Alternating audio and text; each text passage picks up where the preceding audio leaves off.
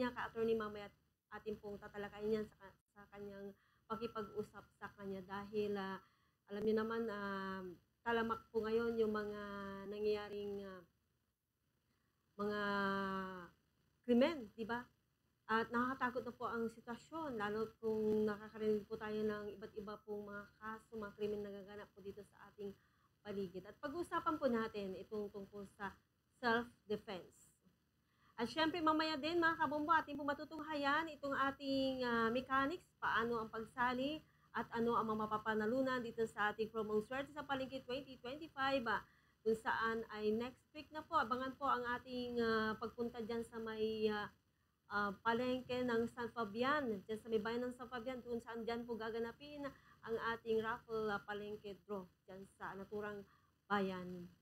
At sa araw na ito mga kabombo, gaya po ng ating nabanggit, ay ngayon po ay pinagdiriwang po natin syempre itong ika-59 na anniversary po ng Bomba Radio, yung pagkakatatag po ng Bomba Radio Philippines, ang #1 and most trusted radio network in the country. At ipinagmamalaki po ng buong network mga kabombo ang aming commitment sa paghahatid po ng mga balita sa gitna ng digital technology. Kami lang ang nag-iisang fully digitalized radio network in the country. Mga kabombo, saan man kayo sulok sa mundo ay pwedeng makinig at manood ng mga programa ng Bomba Radio. Natili ang Bomba Radio Philippines sa layuning magbigay ng makapagkakatiwalaang mga balita sa publiko. Sa kabila ng magpababagong dala nitong digital age ay natili pa rin ang Bomba Radio sa misyon na maghatid ng tama at komprehensibong news coverage sa pamamagitan ng 32 fully digitalized AM at FM stations ng network. Sa ngayon ay nanatili po ang Bomba Radio bilang mapagkakatiwalaan at may impluwensyang boses sa industriya. At sa ngalan po ng aming chairman, si Dr. Rogelio Florete, at ni President at Chief Executive Officer, Ms. Margaret Ruth Florete, ay muli ngayong July 6, 2025, ibinabahagi po natin sa inyo ang tagumpay para sa ika-59th taon na walang kapagurang serbisyo sa buong makasambayan ng Pilipino sa paghahatid ng mga balita at impormasyon. Ayan mga kabombo, kaya tayo po'y masaya, syempre, dahil naabot po ng Bomba Radio ang ika-59th taon sa paninilbihan po sa inyong lahat. At kung naisip po yung mga malaking balita, mga bagong-bagong balita, mga tamang impormasyon, tutok lang po dito sa ating himpilan. Meron po tayong website, punta lang po kayo, bisitahin niyo lang po ang ating website www.bomboradio.com. At kung gusto niyo pong manood, ay nandyan po ang ating Facebook page na Bomba Radio Dagupan. At syempre, sa mga nakikinig, sa mga nasa bahay lang, syempre tayo rin ay nakikinig, hindi lang po sa Facebook, kundi nandyan pa rin yung ating radyo. Ayan, numero 1. #1, ito po, tayo po ay numero 1. No? Tayo lang po ang nag-iisa, no? Na fully digitalized radio network in the country. At syempre, sa araw na to, pag-uusapan po natin itong topic po natin ngayong araw. Dahil sa patuloy na paglaganap po ng iba't ibang krimen sa kasalukuyan, mahalaga yung pagiging maingat po tayo at mapagmatsyag sa araw-araw na gawain. Lalo sa mga kababaihan, sa mga kabataan, sa mga kabataan. At alam niyo naman, nagkalat po yung masasamang loob. Kahit pa nga kilala mo pa, kahit kapitbahay mo pa, ay huwag po kayong magtitiwala. At kung kayo nasa isang delikadong sitwasyon, ano ang inyong gagawin? Halimbawa na lang mga kabombo, hinarang po kayo ng isang masamang tao at mga gawa na masama. Kaya nga po napakahalaga ng self-defense dahil ito ay isang pangunahing kasanayan na maaari po makatulong sa isang tao, sa ating lahat, na maprotektahan ang ating sarili laban sa panganib, karahasan o kaya pang-aabuso.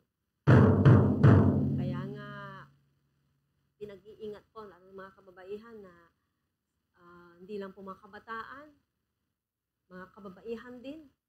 Walang pinipiling edad, mabata man o matanda, mga kabombo, kapag siyempre wala silang laban pagdating lalo sa mga kababaihan. Kaya importante po tayong matuto, no?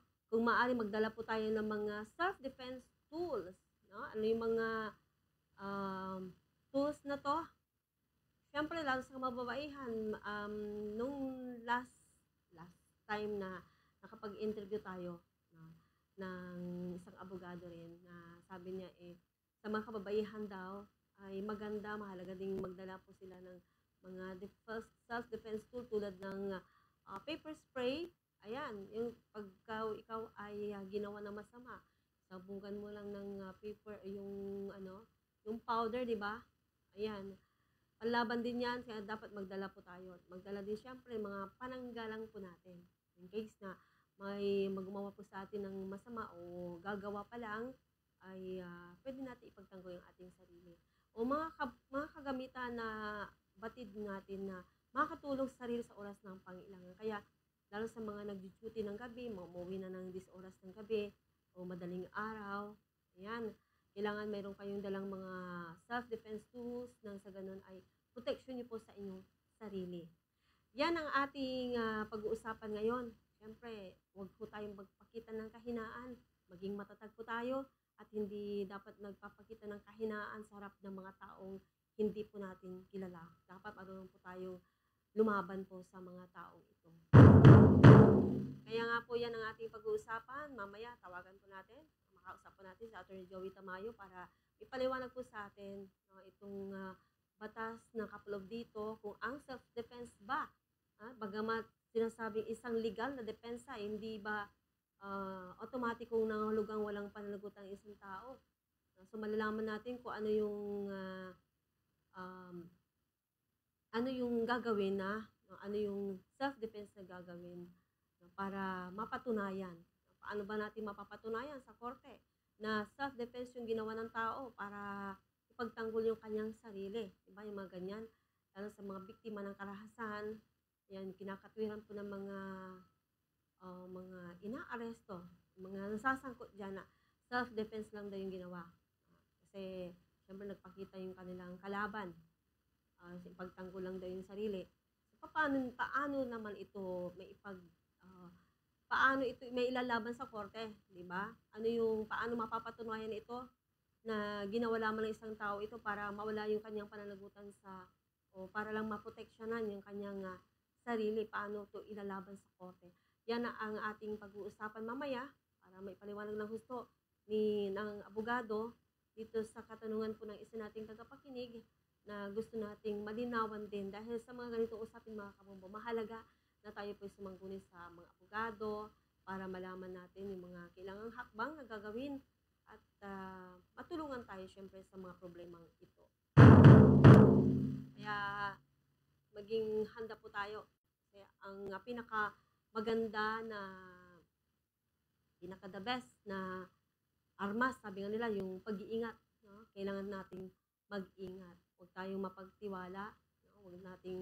Huwag tayong masyadong mapagtiwala sa mga tao kahit kilala natin, nakakasama natin. Minsan, di ba, may mga balita na matagal na nang kakilala, matagal na nakakausap, di ba? Katrabaho o kakilala, dating classmate. Yan, minsan yung mga nasasangkot. No? So, hindi lang mga strangers ang nagiging kalaban dito, kahit mismong kamag-anak mong pangalan sa mga kasong rape, hindi ba? Minsan yung nagiging suspect pa nga dyan ay mismong kamag-anak ng biktima. Minsan, kung hindi tatay, kapatid, pinsan, lolo, ayan, mga malapit na kamag-anak, kaibigan o kaya kakilala, sila yung madalas na nasasangkot sa ganitong mga insidente. Kaya mag-ingat po tayo. Siyempre, mahalaga yung papel na ginagampanan din ng mga magulang. Mahalaga yung gagampanan ng mga magulang para mapag-ingatan itong kailang malayo sa anumang kapahamakan itong kailang mga anak.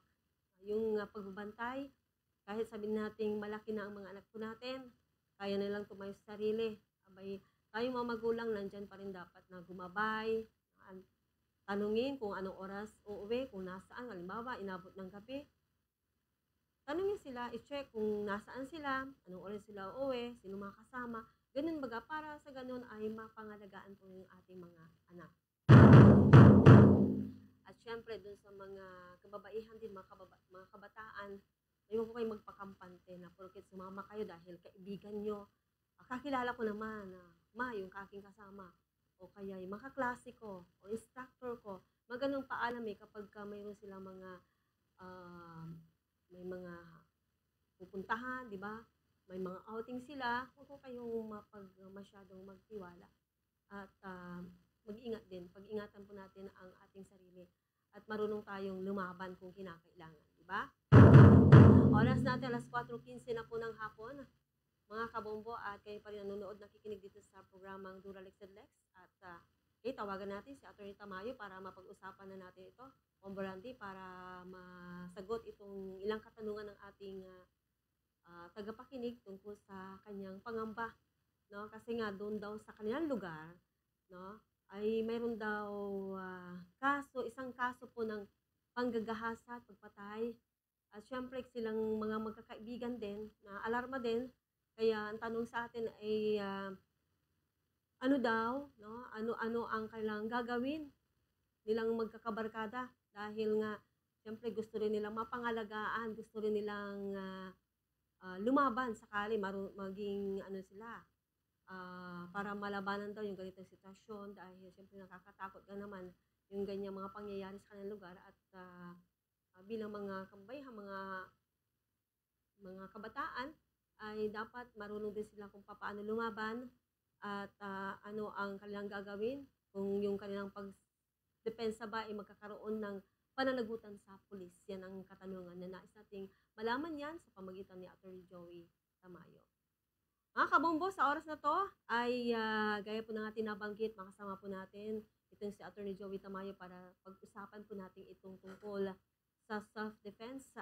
At bago yan, syempre, pabatiin mo natin ng isang magandang hapon na masantusya kaagwa. Nangaram si kayo, Attorney, ang ating makulikuling konsihal ng Dagupan City. Magandang hapon po sa inyo, Attorney. Magandang maulang hapon, Bombo Leads. Ganon din sa ating mga tagapakinig ng Bombo Radio sa 1125 kHz. At ganon din po sa ating mga tagapanood ng Bombo Radio Facebook Live. Bombo Leads, ano po ba ang meron sa ating ngayong hapon? Yes, Attorney, maraming salamat. Salamat at oras siya, Attorney, ay Attorney Tamayo. Makulikuling konsihal yan na Dagupan City. Kahit linggo nag-iikot yan dito sa Dagupan City. At syempre dahil umuulan, binabaha.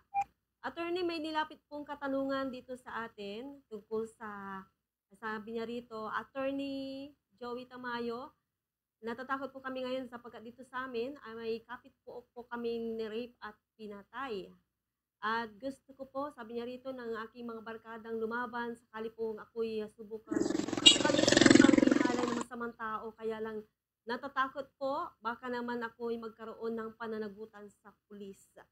Ano daw po ang kailangang gagawin na magkakaibigan, Attorney? Ito'y katanungan mula sa isa nating tagapakinig dito sa ating programa. Bombo Leads, akmang-akma ang suheto ngayong hapon at ang katanungan ng ating tagapakinig ay kung ano ba ang maaring kahinatnan ng isang nagtatanggol. Bombo Leads, ang kasagutan dyan, ang ating Kodigo Penal. Malinaw na ang isang tao na nagtatanggol ng kanyang sarili, na nagtatanggol ng kanyang karangalan, ay may karapatan na ipagtanggol ang sarili. Ayon sa ating saligang batas, meron din tayong karapatan para mabuhay. At ang karapatan na ito para mabuhay, Bombo Leads, kasama dyan ang karapatan na sagutin din ng isang karahasan ang parating na karahasan. Mhm. Subalit, bombolits, may mga requirements o elemento ng self-defense. Yes At po. kung nandiyan dyan, bombolits, yung tatlong elemento ng pagtatanggol sa sarili, ang isang tao ay mawawalan ng kasalanan sa batas at mawawalan ng kasalanan sa Diyos. Number one, bombolits na elemento, unang-una is mayroong unlawful aggression. Isang tao lalapit sa iyo at nagpakita ng karahasan. Halimbawa, pananampal, pagsusuntok, pananaksak, pananalo, kasama na rin dyan ang paghahalay o pamimilit sa isang babae upang makipag-apit. Number one, mayroong unlawful aggression. Ang pamimilit ng isang babae, ng isang lalaki sa isang babae upang makipag-apit, bombolits, ay isang uri ng unlawful aggression Mhm. sapagkat bawal po sa batas ang rape. Kaya't unlawful yung ginagawa ng isang tao. Kung kaya't, number one elemento yan. Pwedeng magtanggol sa sarili. Number two element, reasonable necessity of the means employed. Anong ibig sabihin nun, Attorney Joey Tamayo?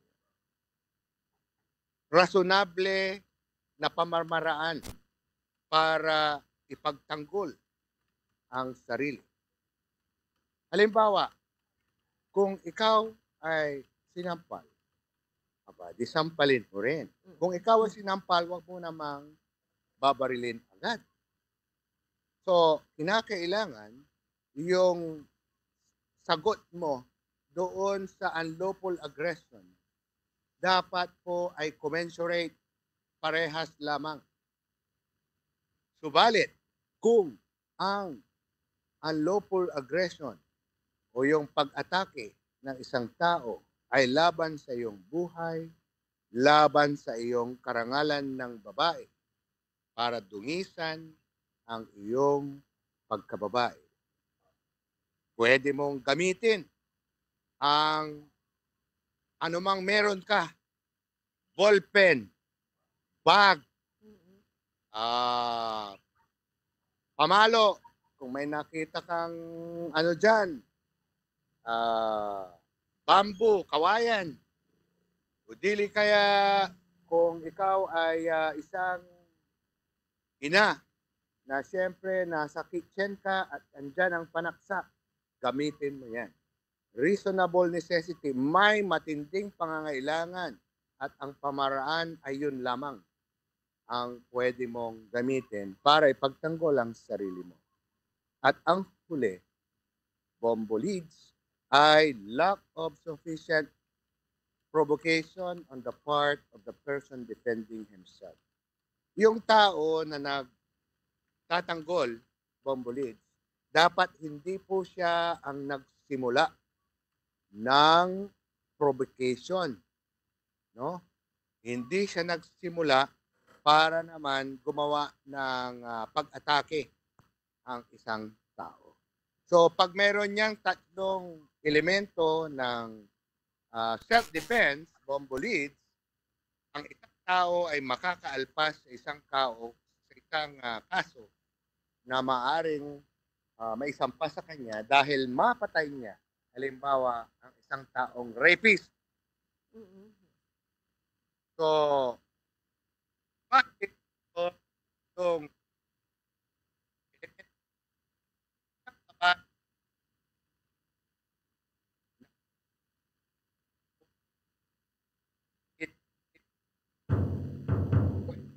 patay?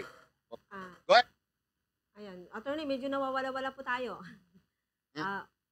Parang nawawala-wala po tayo. Ayusin po natin yung linya, attorney, sa ating pagbabalik. Okay? Okay po. Okay na po. Sige po. Yes, So, attorney.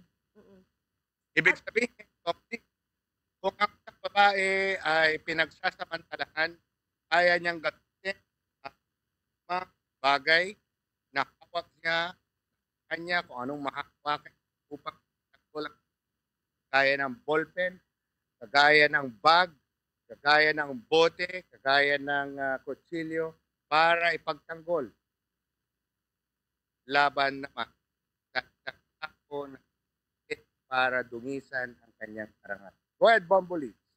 Attorney Joey, ano naman, paano mapapatunayan po na self-defense yung ginawa ng isang tao para ipagtanggol yung kanyang sarili? Attorney, ano yung mga kailangang requirements o paano mapapatunayan kung self-defense po yung ginawa ng tao? Mapapatunayan niya, Bombolits. Oo.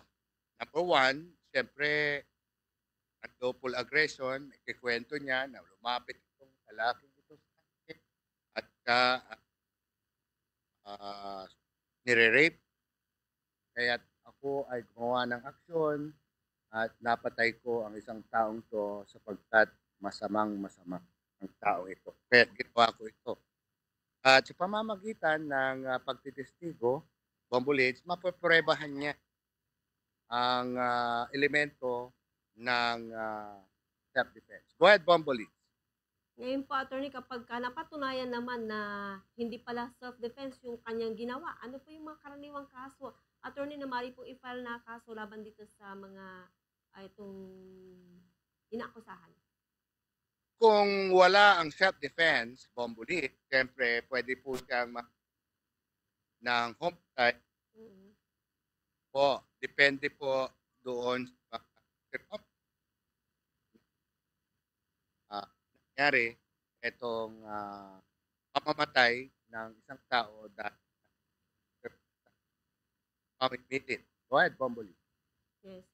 Attorney, payo na lang po ninyo sa mga kababaihan o mga kabataan na nasa delikatong sitwasyon. Ano po ang kailangang gagawing hakbang para maproteksyon naman po ang kanilang sarili? Go ahead po, attorney. Atin po mga kalugar, kababaihan, mga bataan, na po kung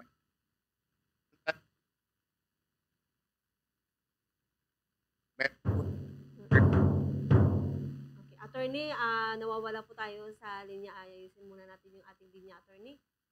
Okay. Ito po. Tinaw na po ba? Choppy-choppy pa rin, attorney. Baka pwede tayong humanap ng medyo magandang linya po. Okay. Dito po. Ayan. Sige po. Go ahead po. Alright. Number one po, sa ating mga kabataan, lalo-lalo na po yung ating mga minority. Mayroon po tayong bataan na curfew hours for po.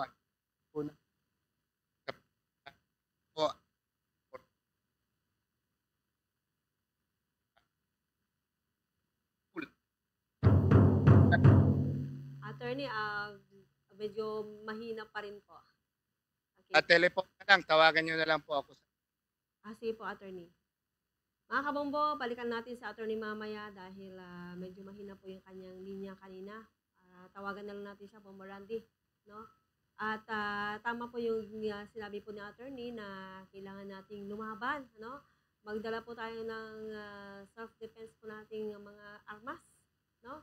Sabi nga niya, pwedeng ballpen. Ayan, ano man yung pwedeng anumang bagay na mali nating gamitin na panlaban.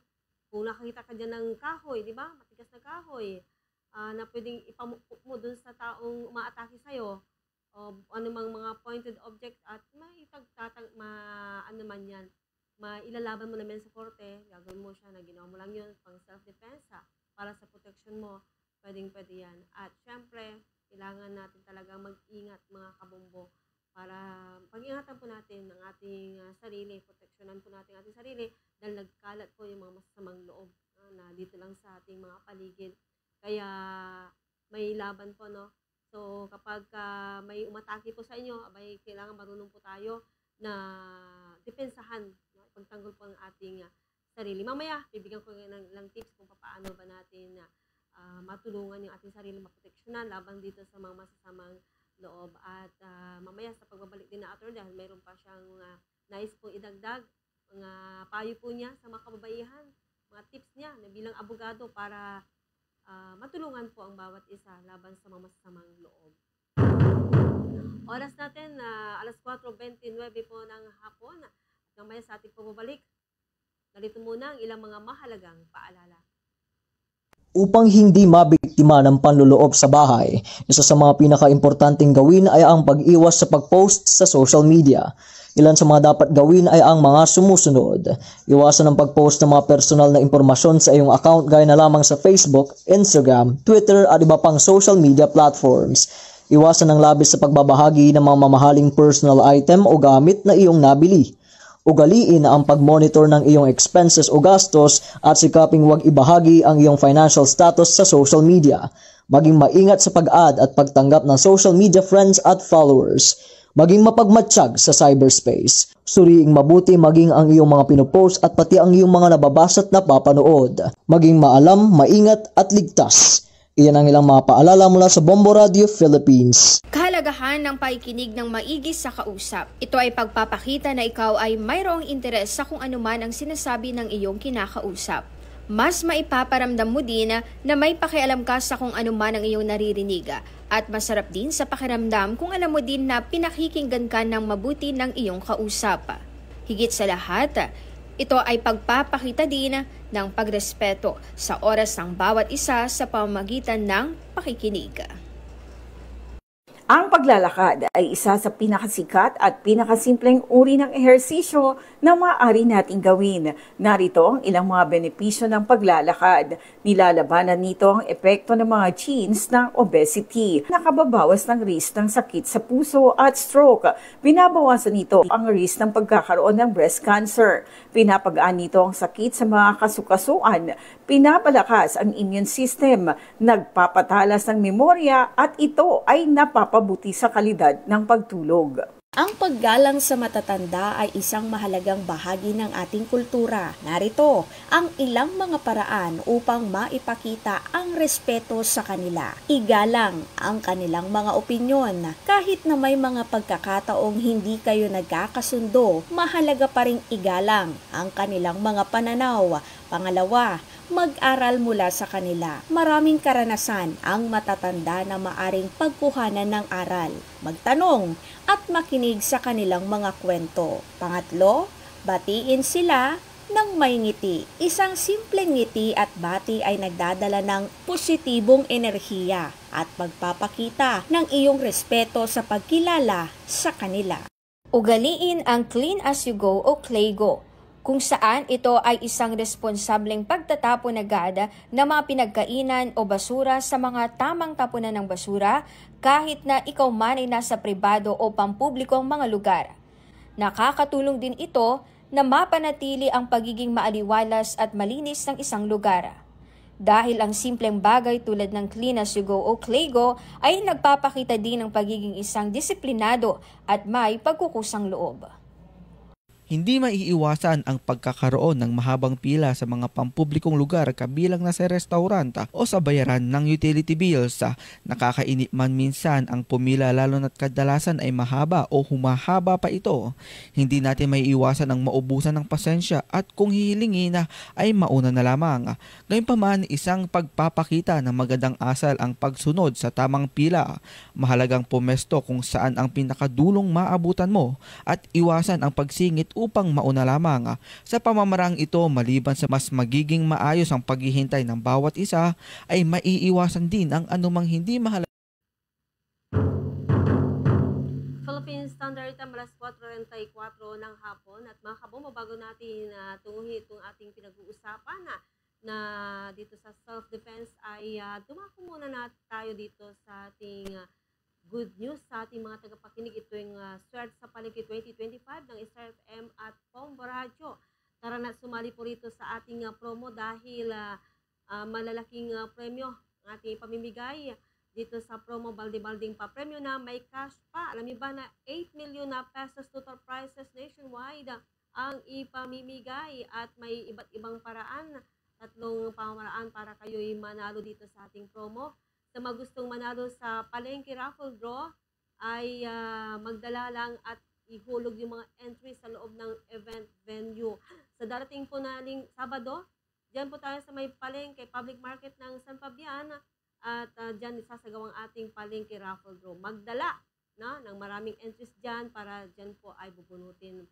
Tayo po yung magbibigay ng 1,000 pesos in cash at karagdagang 500 pesos worth of gift packs. 10 ang mapapalad o mapalad na bubunutin dyan sa may palengke. At kung ilang beses mabunot ang iyong pangalan, 2, 3 beses, yung pinakamalaking premyo ang maaaring i-award sa winner. At huwag ko kayong mag-alala, yung mga non-winning entries, huwag ko kayong malungkot, huwag ko kayong mabahala dahil qualified pa rin yan, kasama yan sa ating grand draw sa September 6, 2025. At dito sa ating palengke, ay may pandagdag po kayong pamalingke dahil nga sabi ko nga, mag-uwi kayo ng 1,000 pesos in cash, 10 yan ang mananalo at may gift pack pa. At itong gift pack po natin, naglalaman ng mayroon pong isang timbang Orocan at ang laman nito ay mayroong 8 lata ng Youngstown sardines, siksik sa laman, swak sa sarap, isang timbang Orocan, may 2 packs ng Kumiya Bihon, isang Bidrum German cider soup at may kasamang mayroon pa itong 2 piraso ng Gardenia loaf bread. Ayan, so dagdag talaga yan, dagdag na iuwi nyo sa inyong pamilya kapag kayo nanalo dyan sa ating palengke draw. At ito yung ilang munang mga paunang purchase po natin na babanggitin para po kayo makasali dito sa ating promo, mag-ipon at isali itong mga produktong ito dahil ilagay sa loob ng sobre. Itong Orocan, maayos ang buhay mo, isang sticker or coupon na may Bombo Radio promo title, isang entry na rin po yan mga kabombo, itong Orocan. At kasama rin, pwede rin kayo gumamit ng Dr. Wong Sulfur Soup Regular, ang isang empty product in cover o pack na 80 gram or 135 grams, isang entry na po yan. At hindi lang yan, At sabi ko nga, sa darating po na grand draw, ay pwede pa rin kayo maghulog, on or before 12 noon of September 6, 2025 dahil sa ating grand draw. Ito yung mapapanalunan yung mga kabombo. Ang ating first prize po dyan, 30,000 pesos. Second prize, 15,000 pesos. At third prize, 10,000 pesos. At bukod dyan, may 3 pang consolation prizes na tig 5,000 pesos bawat isa. May guaranteed cash prize sa lahat ng 25 key areas na mayroong Bombo Radio and Star FM stations nationwide. Kaya ano pang hinihintay niyo mga kabombo? Abay, syempre, maghulog ng napakaraming entries para mas malaki po ang chance po ninyong manalo dito sa Swerte sa Palengke 2025 ng Star FM at Bombo Radio. Alam niyo ba na magbibigay ang Bombo Radio Philippines ng more than 8 million na total prizes nationwide. Ang tabayan po mga kabombo, iba pang mga purchase po natin na gagamitin dito sa ating promo at ilang pang pamamaraan para po kayo manalo dito sa promong Swerte sa Palengke 2025. Dito pa rin sa ating programa, maya-maya lang po ng konti dahil balikan po natin itong pag-uusapan po natin, itong self-defense o pagsasagawa ng pagtanggol sa sarili. Ang isang tao hindi mapaparusahan kung siya'y gumamit ng sapat na lakas upang maiwasan, mapigil o maputol ang isang karahasan na nagaganap laban sa kanya. Basta't ang paggamit ng lakas, nakabate daw yan sa isang makatwirang dahilan at hindi sobra na sa kinakailangan. Siyempre, ito yung mga gawin natin para maiwasan natin itong mga karahasan laban po sa atin. Kaya dapat meron po tayong pangontra o meron tayong agad na ginagawa. So, ang self-defense, isang legal na depensa, ito. At kailangan mapatunayan ito sa korte. Kailangan ipakita ng ginawang depensa ay makatwiran at hindi sobra. So, dapat mapatunayan din ito sa korte na talagang ginawa mo isang bagay, nakapatay ka, na saktan mo isang tao dahil sa ginawa mo lang para sa pagdepensa sa sarili. Ang paglabag sa limitasyon ng self-defense, halimbawa, sobrang panlakit o pagpatay, maaaring magsulta rin sa pagkakasuhan. So, kaya dapat ay kung ano yung totoong nangyari, diba? Yun na ang isabihin sa korte. So, mahirap kasi kapagka, 'di ba sabi nga ni attorney kanina, kailangan na mapatunayan na talagang may, oh, ito ay matatawag na, sabihin natin na pinagtanggol lang yung sarili dahil nga may masamang tangka sa isang tao, 'no. So, hindi naman kailangan sobra, 'no, at, kailangan maipakita na may banta ka nga sa buhay, 'no, at, puwede kang sabihin mo na siya ang naunang umatake.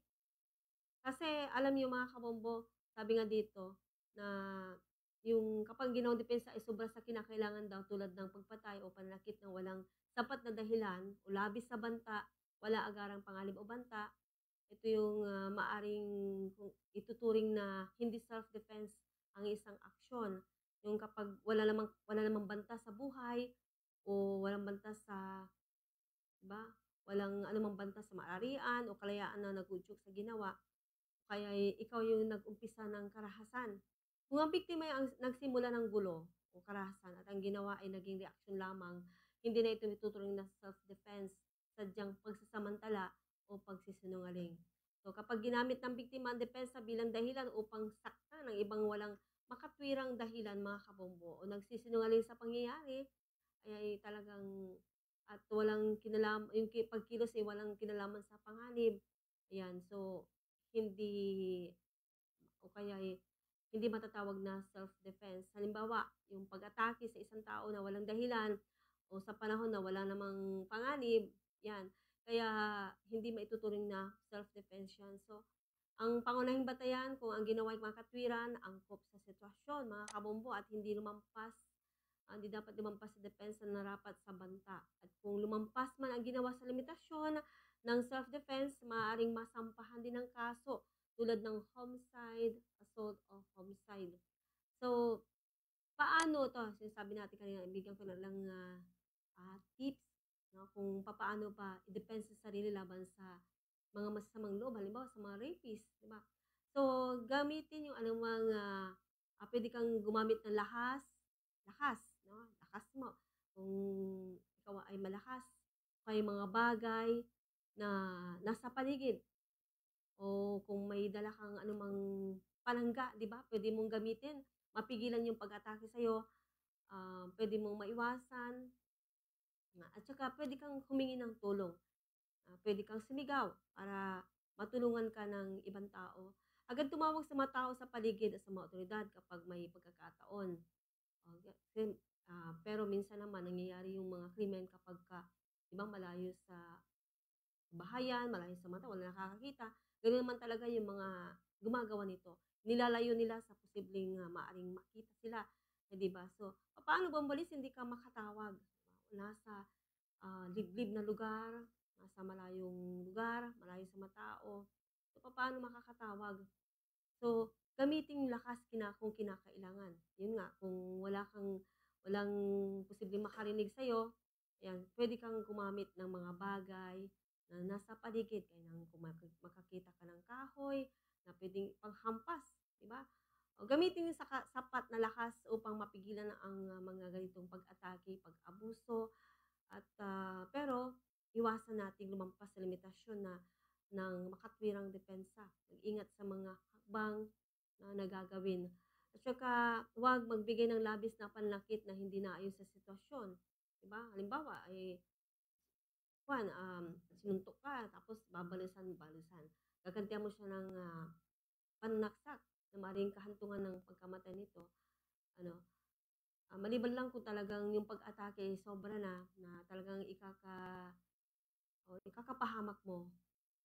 So, siyempre bilang proteksyon sa sarili gagawa ka ng, bagay na maaaring ipagtanggol mo yung, pangyayari o ipagtanggol mo yung sarili mo. At kung posible kumuha ng video o larawan bilang ebidensya. Yung mga siyempre tayo naman ay maaaring may dala kang, cellphone, puwede mo i-video yung pangyayari o larawan bilang ebidensya mo sa korte kung nagkaroon man lang, hearing, hindi ba? Para mapatunayan mo yung totoong pangyayari at mag-report sa pulis agad pagkatapos ng insidente. Huwag palampasin ano, nung nangyari ang isang krimen agad mo nang i-report sa pulis. para ma-aksyonan kaagad at kung kailangan i-record yung mga pangyayari. Alam niyo mahalagang magkaroon ng ng makatwirang depensa. Hindi pwedeng maghiganti ng sobra sa pangailangan, sabi nga nila. At huwag magatubiling humingi ng tulong siyempre sa mga otoridad sa lalong madaling panahon upang mapanatili ang iyong kaligtasan at makapag-file ng reklamo mga kababayan. Sa Pilipinas, alam niyo ba na ang depensa sa sarili laban sa panggagahasa ay itinuturing pong legal basta't makikita sa korte na ang ginawa ay makatwiran hindi sobra sa pangangailangan. At ang pangunahing layunin ay mapanatili ang kaligtasan, hindi ang magdulot ng mas malaking pinsala mga kabombo.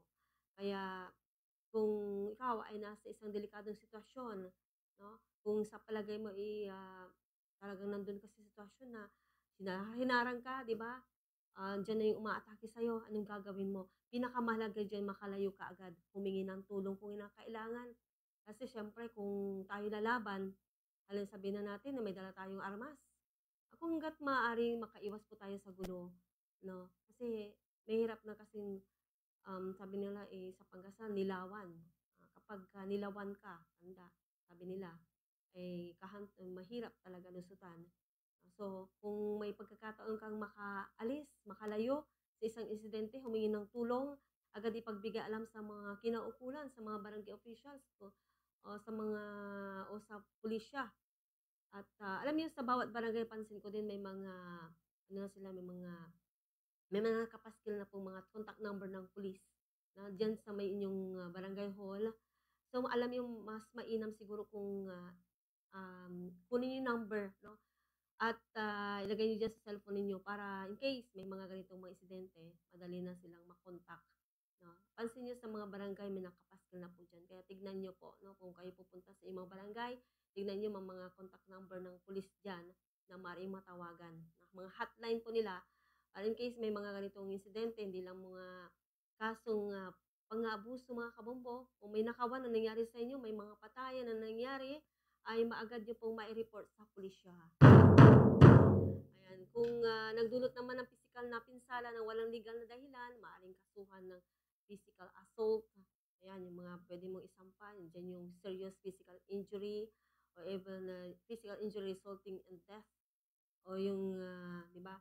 So, ito yung mga pwedeng gawing hakbang. Kung ang ginawa naman, ay nasangkot ang paninirang puri o paninira sa reputasyon na walang katwiran, pwede rin mag-file ng criminal complaint mga kabombo. Kapag ginawa naman ay resulta ng kapag ang ginawa ay nagresulta sa krimen tulad ng panggagahasa o yung pagnanakaw o iba pang seryosong kaso, maaaring magsampa rin ng reklamo laban sa isang tao mga kabombo. So, importante talaga na kailangan yung mga defense natin makatwiran, na hindi magdudulot ng krimen at kung kaya pang iwasan, gumawa tayo ng paraan para maiwasan nating makagawa ng krimen ng higit pa, no? O mas malala pa. Dahil mahirap talaga masangkot sa ganitong mga insidente o mga kaso. At ang korte palagi, sila yung magpapasya kung ang ginawa labis na depensa o hindi at kung ito ay isang krimen. Yan ay dadaan din yan sa proseso mga kabombo. So, hindi basta-basta kahit sabihin natin na ginawa ko to dahil tinagtanggol ko lang yung sarili ko. Dadaan pa rin yan siyempre sa pagdinig. Pag-aaralan po ng korte kung yung ginawa mo ba ay labis, no? Labis-labis, o kung ito ay isang matatawag po na krimen. At syempre kapag napatunayan na ang ginawa ay hindi self-defense, maaaring kasuhan din ng tao na mga seryosong krimen. Kaya dapat mapatunayan na self-defense nga yung ginawa ng isang tao. Oras natin, mayroon na lang po 12 minuto bago mag-alas 5 ng hapon. At siya nga po pala mga kabombo, sa mga viewers po natin, mga listeners po natin na kung mayroon po kayong mga katanungan, may mga nais niyo pong idulog sa abogado, pwede niyo pong isanggunian dito sa ating palatuntunang Dora Lex at ating pong isasangguni sa ating makakapanayam na abogado. At si Attorney Joey Tamayo kanina, no, hindi na natin nabalikan kasi may choppy-choppy yung kanyang linya. Hindi rin po maging malinaw po sa ating lahat. Kaya minarapat po nating pinutol muna para matawagan ulit. Pero talagang sobrang hina po ng signal. Kaya next week siguro ay pagpatuloy natin kasi mayroon pa siyang mga gustong sabihin kanina, mga tips niya, mga payo niya sa mga kababaihan, sa lahat po para maiwasan po natin yung mga ganito mga insidente at may payo siya pero hindi na ipatuloy dahil nga sa mahina po ang signal. Kaya next week, subukan natin na sana maging malinaw na po yung linya at maging klaro po sa lahat. Kasi mahirap na naman din natin maintindihan. So, with that mga kabombo, ay sana natin sa susunod linggo ay ipagpatuloy po ni attorney itong kanya mga tips kung paano ba ang mga gagawin po natin, matipensahan, matulungan po ang ating sarili, maproteksyonan laban sa mga masasamang tao. At mga kabombo, gaya po ng nabanggit kanina, ano ba yung mga tips pa natin, karagdagang tips pa para maiwasan yung masangkot po tayo sa mga ganitong mga insidente.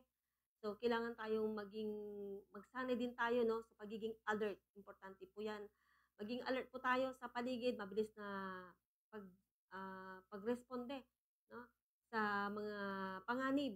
Dapat sarili natin, kaya nating ipaglaban. Kahit babae ka pa, no, kaya mo yan, kailangan natin proteksyonan yung ating sarili sa pamagitan ng, sabi ko nga, pagdadala ng meron kayong self-defense tool. Kapag po kayo'y sa mga kababaihan, hindi lang mga kababaihan, lahat po tayo, dahil wala pong pinipili, mapalalaki man, lalaki man, babae, matanda o bata, meron tayong dapat na maging alert po tayo palagi. Magdala po tayong mga self-defense tool, lalo kapag kayo umuwi na ng gabi, ang uwian nyo po sa trabaho ay gabi na o ang pasok nyo sa trabaho ay maaga, ay magdala po kayo ng mga pananggalang po ninyo na maaaring makatulong para maipagtanggol niyo po ang inyong sarili. So, gumilos ka agad, yan importante, maging alert po tayo, kumilos at alam natin kung saan tayo tatakbo at kung kanino po tayo hihingi po ng tulong. Oras natin, 9 na minuto bago mag-alas 5 ng hapon, nagbabalik pa si Attorney Tamayo. Okay, mga kabombo, sa pagbabalik po, narito muli si Attorney Joey Tamayo para sa naudlot, no, naputol po niyang mensahe po para sa ating lahat. Good afternoon muli, Attorney. Please go ahead. Maraming salamat, Bombo Leads, sa muling pagkakataon na makipag-daupang palad sa Bombo Radio at ganoon din sa ating mga tagapakinig. Para sa ating mga kalugar, sa statistics, ang manghahalay usually kapitbahay, relative, Bombo Leads. Kaya napaka-importante po na sa ating mga kababaihan, unang-una, bagamat mayroong karapatan ang ating mga kababaihan na magdamit ng gusto niyang idamit. Sana po ang ating unang-unang mga damit ay yung damit na medyo covered ang lahat. At number 2, laging isipin na ang inyong kinaroroonan ay ligtas. Sana tayo po ay layo natin yung mga sitwasyon na pakikipag-inom, no? Sapagkat usually yung exposure sa isang sitwasyon na may inuman, yun ang usual na nangyayari. Sa katunayan, Bombo Leads, may mga pangyayari na kahit na LGBTQ ang babae, no? Siyempre pa rin na siya ay napagsasamantalahan. Kaya meron yung tinatawag na may training ang Dagupan City para sa ating mga kababaihan, para sa ating mga kabataan. Yung tinatawag na bad touch, masamang hawak, no? Usually coming from mga close relatives, usually in-laws, yung mga hindi kadugo, or pati na ama sa anak. Kaya't mag-iingat po tayo, bantayan lagi natin ang mga kabataan natin. At syempre pa, nag-uusap-usap po kami dito sa Dagupan City na panahon na mag-aral ng self-defense. Sa ating mga eskwelahan, ipapatupad ang body system na kung saan ang mga magkakaklase ay magkaroon ng iyang kaibigan na matalik kasama pauwi at kinakailangan sasamahan ng ina ang bata na uuwi. At kung ang hindi maiwasan, kung malaki ng dalaga, magdala po kayo lagi ng ballpen, no?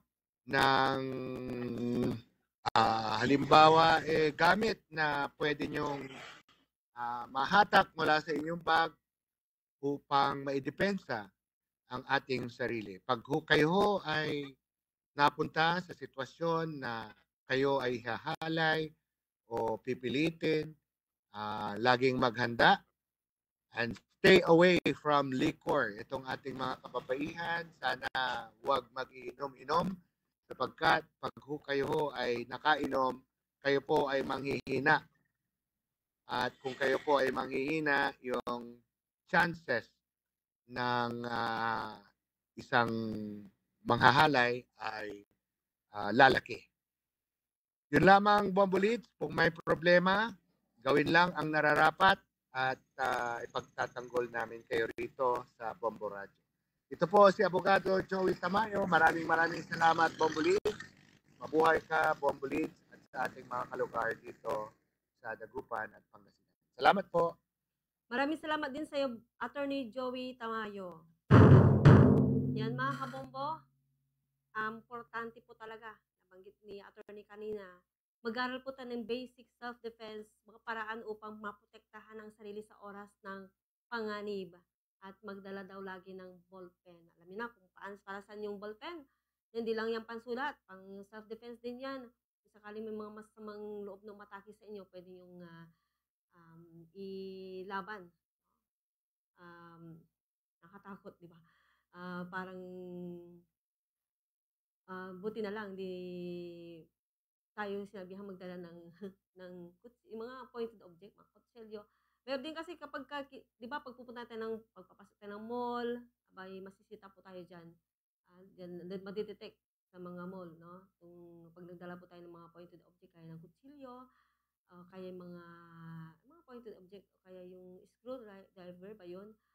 Yung mga matutulis na bagay, bawal din kasi yan lalo kapag nakita, na-detect yan sa mga pagpasok po natin sa mga supermarket, sa mga shopping mall, bawal po magdala. Pinakamainam, sabi ni attorney, ay magdala ng ballpen palagi. Ilagay nyo sa bulsa nyo kung case may mga umatake sa inyo, ay pwede yung pananggayan, no? At para marunong tayong wag tayong magpakita ng kahinaan natin. Maging alerto tayo palagi. Diyan sa pamagitan ng pagiging alert, maging mapagmatsyag po sa ating paligid.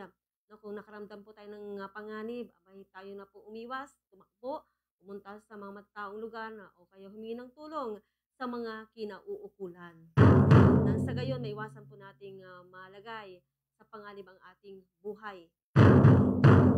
Mga kabombo, dahil siyempre wala tayong sapat na oras dito sa ating palatuntunan at yung iba pang pamaraan po ng mga kabombo ng ating dito sa promo nating Swerte sa Palengke, no? Yung mga iba pang pamaraan at iba pang proof of purchase at niyo pong mapapakinggan yan sa susunod po na programa ng ang Bombo Report sa after edition ng Bombo Radio Dagupan. Abangan din mamaya mga kabombo, alas 6 ng gabi ang ating Bombo News and Views Sunday Evening Edition. At kung nais nyo pong tumutok sa mga malaking balita, pwede kayong bumisita sa ating website, www.bomboradio.com, at pwede din po kayong manood ng ating mga programa ng Bombo Radio Philippines. Dahil kayo po ay napapakinggan, napapanood na rin saan bang sulok po kayo pumunta, saang dako man kayo naroon sa ibang bansa. dahil ang ating himpilan ng mga kabombo ay alam niyo ba na napapakinggan na rin, napapanood sa buong mundo. Kaya nga pinagmamalaki po ng Bond Network itong commitment sa paghatid ng mabalita sa gitna ng digital technology. At kami lang dito sa Bombo Radio ang nag-iisang fully digitalized radio network in the country. Mga kabombo, dahil wala po tayong sapat na oras, tayo po ay pansamantalang magpapalam dito sa ating palatuntunan at tayo po ay muling magkarinigan, magkita-kita sa susunod pong linggo dito sa programang Duralex Sedlex. Maraming salamat po. Ito po ang inyong lingkod, si Bombo Legion Aquino, para sa number 1 and most trusted radio network in the country, Bombo Radio Philippines, sa Basta Radio Bombo. Mga negatibong epekto sa pagpapakalat ng fake news. Kapag lunod sa fake news at disinformation ng isang tao, hirap o hindi nakagagawa ng tamang desisyon dulot ng psychological impact ng mga nababasa at nakikita online. Maaari din itong makapahamak ng buhay, maghiwalay ng mga tao batay sa kanilang pananaw at magdulot ng karahasan at kawalan ng tiwala sa mga institusyong panlipunan. Malaki din ang epekto nito sa paghalantad sa fake news, lalo na ang mga inaabot ng 4 hanggang 8 oras mahigit na expose dito. Paano nga ba malalaman kung ikaw ay nasa isang relasyon na maituturing na maayos at malusog o yung tinatawag na healthy relationship? Narito ang ilang palatandaan. Suriin ang mga aspeto ng iyong buhay.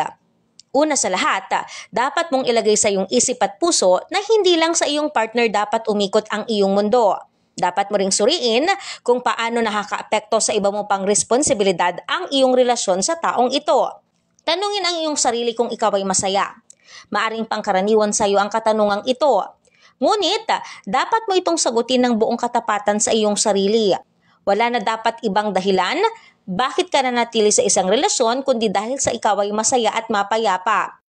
Upang hindi mabiktima ng panloloob sa bahay, isa sa mga pinaka-importanting gawin ay ang pag-iwas sa pag-post sa social media. Ilan sa mga dapat gawin ay ang mga sumusunod. Iwasan ang pag-post ng mga personal na impormasyon sa iyong account gaya na lamang sa Facebook, Instagram, Twitter at iba pang social media platforms. Iwasan ang labis sa pagbabahagi ng mga mamahaling personal item o gamit na iyong nabili. Ugaliin ang pag-monitor ng iyong expenses o gastos at sikaping huwag ibahagi ang iyong financial status sa social media. Maging maingat sa pag-add at pagtanggap ng social media friends at followers.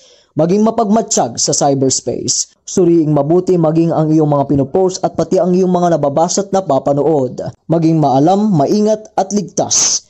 Iyan ang ilang mga paalala mula sa Bombo Radio Philippines. Kahalagahan ng pakikinig ng maigi sa kausap. Ito ay pagpapakita na ikaw ay mayroong interes sa kung anuman ang sinasabi ng iyong kinakausap.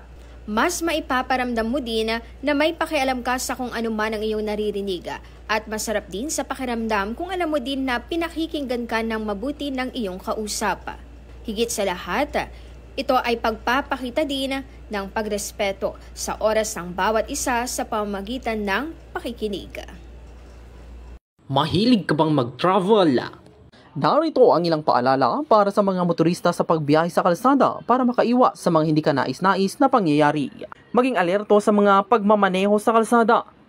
Iwasan ang pagmamaneho kapag inaantok ka. Sumunod sa mga batas trapiko at mga regulasyon sa kalsada kung saan iwasan ang overspeeding, pag-counterflow at iba pang pangapaglabag sa batas.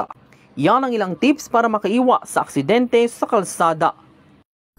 Marami sa atin ang namumblema sa kanya-kanya mga trabaho na toxic at di natin ito maiwasan. Narito ang ilang mga tips kung paano natin i-handle. Huwag mo silang sabayan kapag kasi sinabayan mo ang kanilang init ng ulo at pagka-toxic, abay parang wala ka na rin pinagkaiba sa kanila. Iwasan mo sila. Mabuti na rin umiwas ka para di na rin mas lalo lumaki ang gulo. Deadmahin mo lang kasi kung magpapa-apekto ka, ikaw lang din ang kawawa. Mental health mo pa rin ang iyong unahin at intindihin. At lawakan din ang iyong pangunawa. Mahalaga sa bawat employee ang magandang environment, particular na ang pagkakaroon ng respeto sa isa't isa. Nakakaapekto sa performance ng isang kumpanya ang pagpapanatili ng respeto ng bawat isa. Ating pakatandaan na anuman ang inyong posisyon na mataas man o mababa, hindi ito dahilan upang hindi mo na respetuhin ang kapwa mo empleyado. Kung kayo man ay may hindi pagkakaunawaan, siguraduhin na hindi mawawala ang profesionalismo at hindi pepersonalin ang bagay-bagay. Kung abalan naman ang katrabaho, hayaan muna ito at bigyang halaga ang personal space nito. At lalo na sa lahat, i-appreciate ang achievement ng katrabaho, simple man ito o malaki.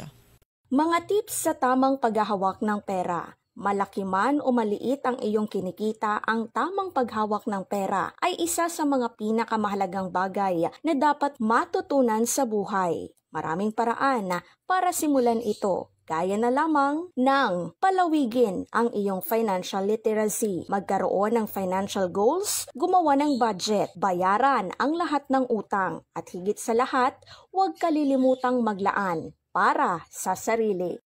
Mahalaga ang pagiging magalang sa mga seniors.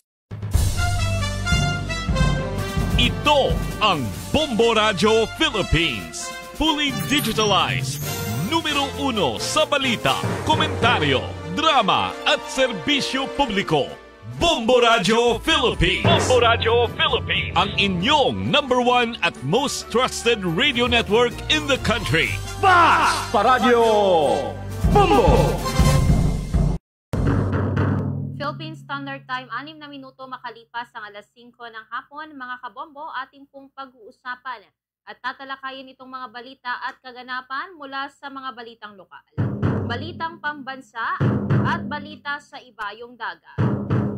Kaya naman mga kabombo, dakuan po natin itong ating mga headlines sa ating programang Bombo Reports Afternoon Edition ngayong pong araw ng Linggo, Hulyo 6, taong 2025.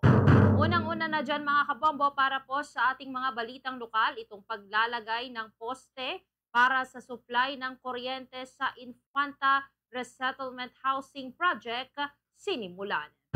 Karagdagan sa ating balitang lokal, magkakarne sa Alaminos City na bahagian ng mga kambing bilang dagdag kabuhayan.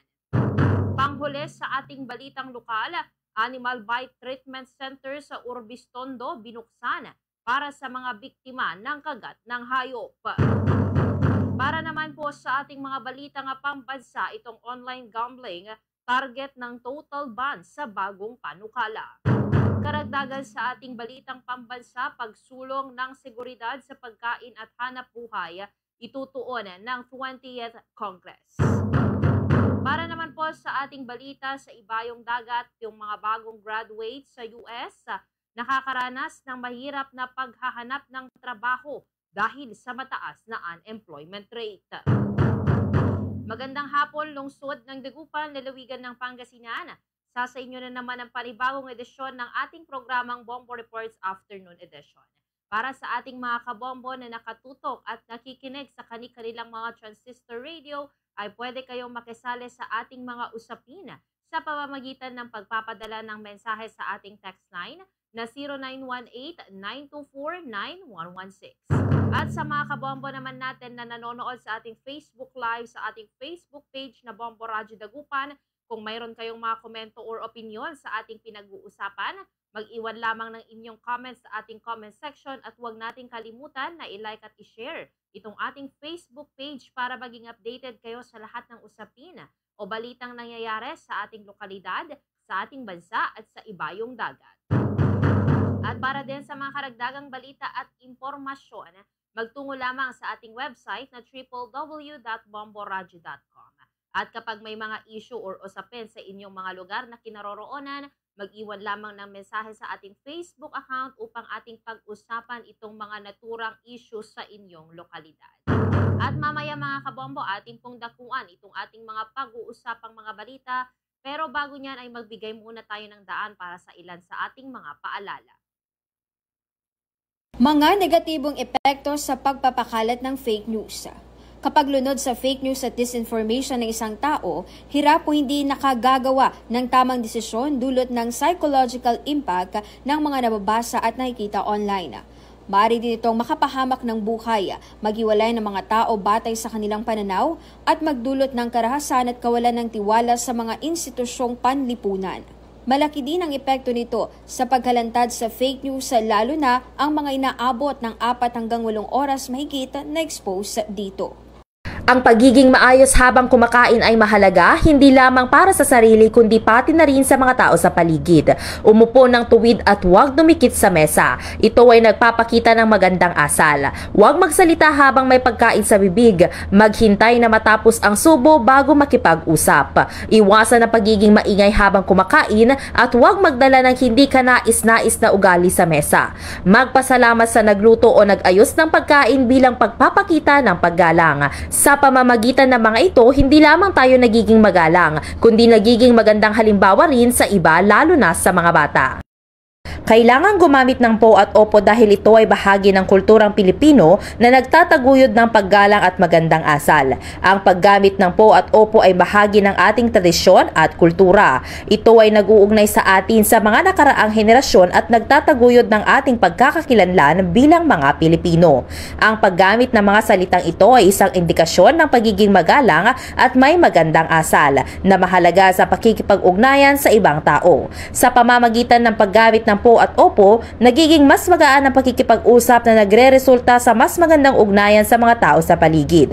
Ang po at opo ay hindi lamang sa mga salita, sila ay sumisimbolo ng paggalang at pagkakaunawaan sa ating lipunan. Mahalaga sa bawat employee ang magandang environment, particular na ang pagkakaroon ng respeto sa isa't isa. Nakakaapekto sa performance ng isang kumpanya ang pagpapanatili ng respeto ng bawat isa. Oras natin mga kabombo, 11 minuto makalipas ang 5:00 ng hapon. At bago natin umpisahan mga kabombo, ito po nga ating mga tatalakayang mga balita. Ngayon nga po ay July 6, 2025, kung saan ngayon pong araw ay ipinagdiriwang ngayon ang ika-59th anniversary nito nga pagkatatag ng Bombo Radio Philippines, ang #1 and most trusted radio network in the country. Ipinagmamalaki ng buong network ang aming commitment sa paghahatid ng mga balita sa gitna ng digital technology. Kami lang ang nag-iisang fully digitalized radio network in the country. Saan man kayong sulok ng mundo ay pwedeng makinig at manood ng mga programa ng Bombo Radio. Nananatili ang Bombo Radio Philippines sa layunin na magbigay ng mapagkakatiwalaang balita sa publiko. Sa kabila ng pagbabago nga dala ng digital age ay nananatili ang Bombo Radio sa mission na maghatid ng tama at komprehensibong news coverage sa pamamagitan ng 32 fully digitalized AM at FM station ng network. Sa ngayon ay nananatili ang Bombo Radio bilang mapagkakatiwalaan at maimpluwensyang boses sa industriya. Ayan mga kabombo, at ating pong dakuan sa mga oras na ito. Ito naman pong ating mga papag-uusapang mga balita. Mauna na dyan mga kabombo dito po sa ating balitang lokal, kung saan itong mga paglalagay ng poste para sa supply ng kuryente sa Infanta Resettlement Housing Project sinimulan. At sinimulan na ngayong linggo ito pong paglalagay ng mga poste para sa kuryente sa Resettlement Housing Project sa bayan ng Infanta na layuning magkaroon na ng supply ng kuryente sa lugar. At according sa LGU ay mahalagang mapailaw or maipailaw ito nga nasabing pabahay dahil mayroon na ding mga residente na nananirahan doon. At expected na makakatulong naman yan sa pagpapabuti ng kanilang pamumuhay at kaligtasan. Matatandaan na itinayo itong 54 na mga duplex units in the year 2021 sa tulong naman yan ng National Housing Authority at ng lokal na pamahalaan. Nagpatuloy din itong pagpaparehistro para sa mga nagnanais na magkaroon ng unit noong July nito nga nakaraang taon. Kaya mga kabombo, ito pong pagsisimula ng paglalagay ng mga poste para sa supply ng kuryente sa Infanta Resettlement Housing Project. Yan po yung paraan nila sa tamang direksyon. Pero isa rin po yung paalala din na yung mas malalim naman na problema dyan ng mga project na mga pabahay dito sa bansa ay ito nga mabagal at yung madalas na hindi sabay-sabay na pagbuo nitong mga pangunahing serbisyo. Kaya yung mga residente dito sa nasabing pabahay, syempre isinasa ilalim po yan sa isang situation na kumbaga bahay muna yung serbisyo sa kana. Yan po yung naririnig nila no, na madalas. Pero bagamat magandang balita naman yung paglalagay nga ng kuryente ngayon, hindi naman po may kakailan na lumipas na yung ilang mga taon bago pa yan maisagawa.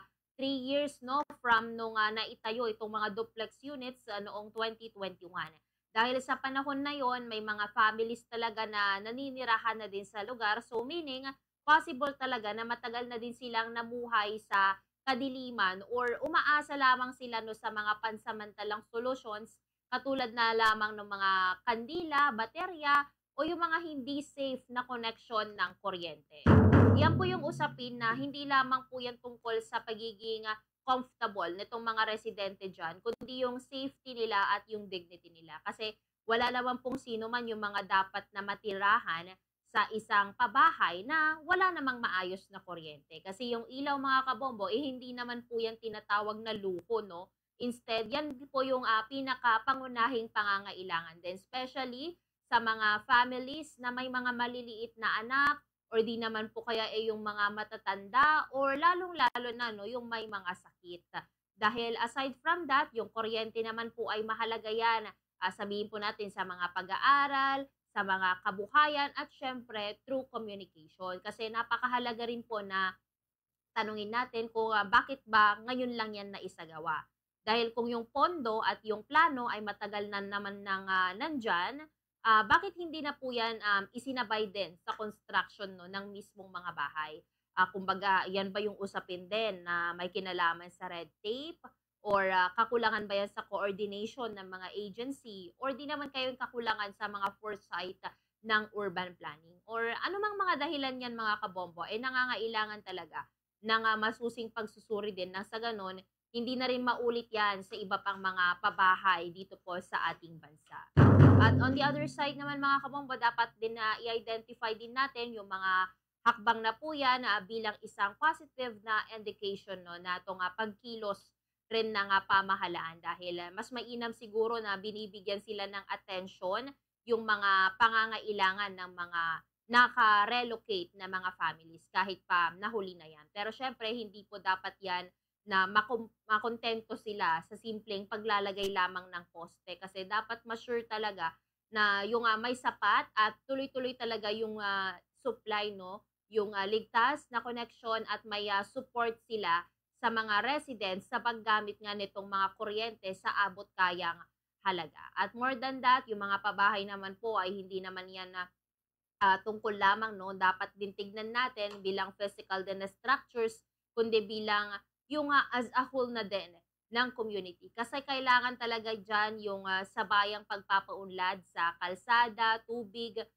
kuryente, maging yung education at yung health, no? At yung mga hanap buhay. Dahil kung hindi, parang kumbaga patagilid na po yung pagkakatupad din ng mga programs na yan para sa mga mahihirap. At ganun na rin no, yung goal nila na bigyan sila ng magandang buhay ay nagiging isang parang nagiging umaasa na lamang sila or paasa na lamang. No? Kasi in the end, yung project naman po yan na isinasagawa sa bayan ng Infanta ay concrete din po yan na example sa pagsisikap nga. Pero higit pa po dyan yung pag-encourage din sa LGU na maging mas maagap sila, maging systematic sila at higit sa lahat ay mas maging makatao pa sila no, sa pagpapatupad nga ng mga projects ng pabahay. Dahil yung bawat bahay naman po dyan ay hindi lamang po yan, hindi lang dapat yan matibay. Instead, dapat may liwanag yan. So, literal talaga no, na yung symbolic po niyan ay para talaga sa mga families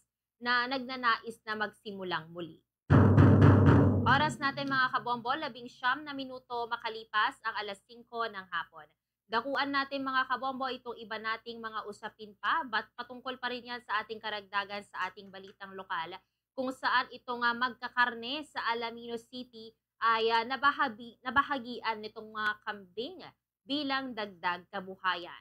At dito nga namahagi itong pamahalaan ng lungsod ng Alaminos ng 25 upgraded na mga kambing sa mga members ng Alaminos City Butchers Association bilang part nga nitong kanilang program sa Dagdag Kabuhayan. At bilang bahagi nga po ng program na yan sa Dagdag Kabuhayan ay pinangasiwaan naman yan ng City Veterinary Office sa pamumuno ni Dr. Ronaldo Abara na nagpaalala din no, sa mga benefits tungkol nga sa mga tamang pangangalaga at yung pagpaparami ng mga hayop. At syempre, layunin nga ng program na yan na tulungan din yung mga affected ng African swine fever at yung part dyan ay yung Gender and Development Funded Projects nang sa ganun ay masuportahan din yung mga nawalan ng kabuhayan.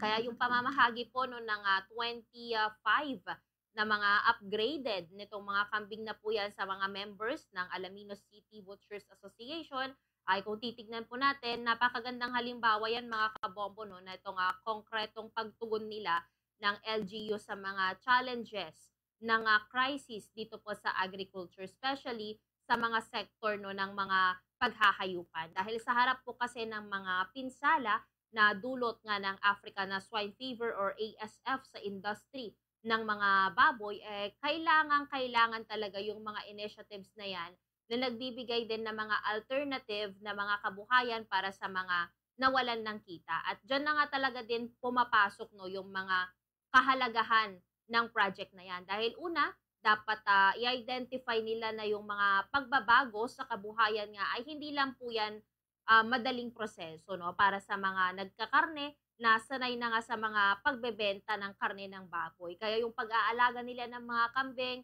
ay possible no, isa po yung ganap din na bagong mundo para sa kanila no. Kaya mahalaga diyan yung ginagawang paalala ng City Veterinary Office tungkol nga sa mga tamang pag-aalaga dahil kung wala naman po tayong sapat na awareness or knowledge yung pag-support po diyan, possible hindi rin magiging successful yung goal ng project na yan kasi hindi naman po enough yung namigay ka or namahagi ka lang ng mga hayop na po yan. Kasi kailangan may kasama po yung mga trainings, yung mga follow-up at syempre yung access no, sa veterinary support. Kasi para mapanatili po yan yung health at ganoon na rin sa productivity ng mga nasabing kambing. At ikalawa mga kabombo, ito naman pong pagkakasama din ng programs na po yan sa Gender and Development or God-funded projects. Kung titignan po natin, very appreciable po no, or kapuri-puri kasi ipinapakita po dyan na may pagsasaalang-alang talaga yung pamahalaan sa mga issue naman ng mga kasarian at pantay-pantay din na opportunity pagdating sa kabuhayan. At syempre, no, sana din talaga ma-sure nila na maging inclusive yan na both babae man or lalaki sa association ay may pantay talaga na access sa benefits na yan. Especially, madalas kasi na hindi na po napapansin yung papel ng kababaihan sa larangan nga ng agriculture at yung livestock management. Pero hindi rin po kasi natin ma-deny na kulang din no, yung sabihin po natin 25 na mga kambing na naipamahagi. Kasi kung ihahambing po natin yan sa potential nitong pangangailangan ng buong association, bagamat symbolic naman po yan at sabihin po nilang panimulang hakbang yan, dapat talaga sana no, masundan pa yan ng mas malawakang support din, kagaya na lamang yung pagdadagdag nila ng puhunan. At sunod dyan yung access nila sa public market para sa mga products din ng mga kambing, no? Kagaya na lamang nung karne niya or yung gatas or yung mga iba pang mga dairy products. No? At ganoon na rin sa mga connection sa mga cooperatives or di naman kayo yung mga negosyo din na possible na tumulong sila sa pagpapalago ng livestock-based livelihood. At isa po dyan, no, yung pagkakataon para mas mapalawak din nila yung awareness ng public sa kahalagahan na itong diversified na livestock raising. Kasi sa harap nitong mga sakit no, na nakakaapekto sa mga, particularly sa mga hayop, kagaya na lamang ng baboy, or yung pag-support nila sa alternative, kagaya na lamang ng kambing, baka, manok, ayan po. Makakatulong po yan no, para hindi din na kumbaga mabalako no, yung mga kabuhayan din nitong mga manggagawa na umaasa sila sa sektor ng karne. At syempre, overall mga kabombo, yung project naman po na isinagawa sa Alaminos City, maliit man yan, pero makabuluhan pa din po yan, no? Kasi yan po yung isang example ng responsible na pagtugon ng LGU sa isang crisis sa paghahanap buhay, no? Or pangkabuhayan. Pero hindi naman po yan dapat matapos din sa pamamahagi lang ng hayop. Dapat kasi yan tignan bilang start, no, ng isa pang mas malawak na system na sumusuporta sa mga maliliit na manggagawa at yung nagtataguyod pa sila ng mas matatag, mas resilient at mas inclusive din na kabuhayan para sa lahat. Kasi in that way, hindi lamang po yung mga kambing ito nga maipapamana, no, sa mga susunod pang mga generations. Instead, yan po yung isang culture din ng support at ganoon na rin sa malasakit, no, from pamahalaan patungo naman yan sa mga tunay din na nangangailangan. Oras natin mga kabombo, 25 minuto makalipas ang alas 5 ng hapon. Sunod naman nating pag-uusapan mga kabombo ay patungkol pa rin or panghuli dito sa ating balitang lokal.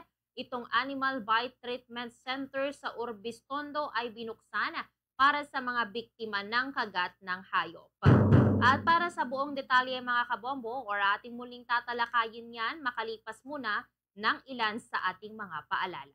Mga negatibong epekto sa pagpapakalat ng fake news. Kapag lunod sa fake news at disinformation ng isang tao, hirap o hindi nakagagawa ng tamang desisyon dulot ng psychological impact ng mga nababasa at nakikita online. Maaari din itong makapahamak ng buhay, maghiwalay ng mga tao batay sa kanilang pananaw at magdulot ng karahasan at kawalan ng tiwala sa mga institusyong panlipunan. Malaki din ang epekto nito sa paghalantad sa fake news lalo na ang mga inaabot ng 4 hanggang 8 oras mahigit na expose dito. Ang pagiging maayos habang kumakain ay mahalaga, hindi lamang para sa sarili kundi pati na rin sa mga tao sa paligid. Umupo ng tuwid at huwag dumikit sa mesa. Ito ay nagpapakita ng magandang asal. Huwag magsalita habang may pagkain sa bibig. Maghintay na matapos ang subo bago makipag-usap. Iwasan ang pagiging maingay habang kumakain at huwag magdala ng hindi kanais-nais na ugali sa mesa.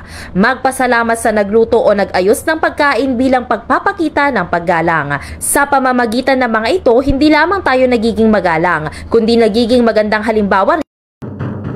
Philippine Standard Time, 27 minuto makalipas ang alas 5 ng hapon. At mga kabombo, muli po tayo nagbabalik dito sa ating programang Bombo Reports Afternoon Edition. Inyo nga pong nakakasama si Bombo Nerissa Ventura. Samantala mga kabombo, bako po natin dakuan itong ating huling balitang lokal, ay atin din nga munang dakuan naman itong dalang pag-uulat ng ating kasamahan sa labas ng himpilan na si Bombo Justin Ramos at patungkol nga yan mga kabombo dito sa Region 1 Medical Center kung saan ay kanila pong isinusulong itong pagpapalawak ng serbisyo kasunod ng bagong batas. At para sa buong detalye, narito ang dalang pag-uulat ni Bombo Justin Ramos. Bombo Justin with your report. Isinusulong na ng Region 1 Medical Center sa Dagupan City ang mas malawak na modernisadong serbisyo sa susunod na 3 hanggang 5 taon matapos maayos sa Batasang Republic Act 12203. Sa ilalim ng bagong batas, tataas mula 600 patungong 1,500 kama ang kapasidad ng ospital. Kasama rin sa expansion ng pagdaragdag ng mga doktor, mga nurse, administrative staff at iba pang mga health professionals upang mas tugunan ang pangangailangan ng mga pasyente sa buong rehiyon.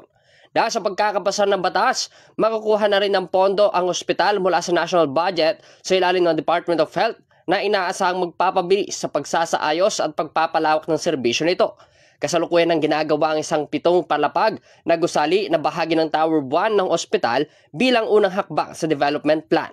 Samantala, nagpupulong na mga opisyal ng ospital at mga stakeholder upang ayusin ang mga panuntunan sa pagpapatupad ng batas. Tinatapos na rin ang pagkalap ng mga suwestyon para sa implementing rules and regulations bago ito tuluyang ilathala.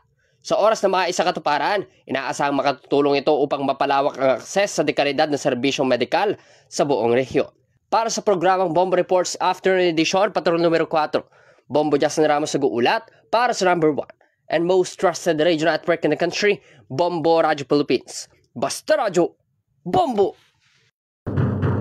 Maraming salamat Bombo Justin Ramos sa iyong dalang pag-uulat. At oras natin mga kabombo, 29 na minuto makalipas sa alas 5 ng hapon.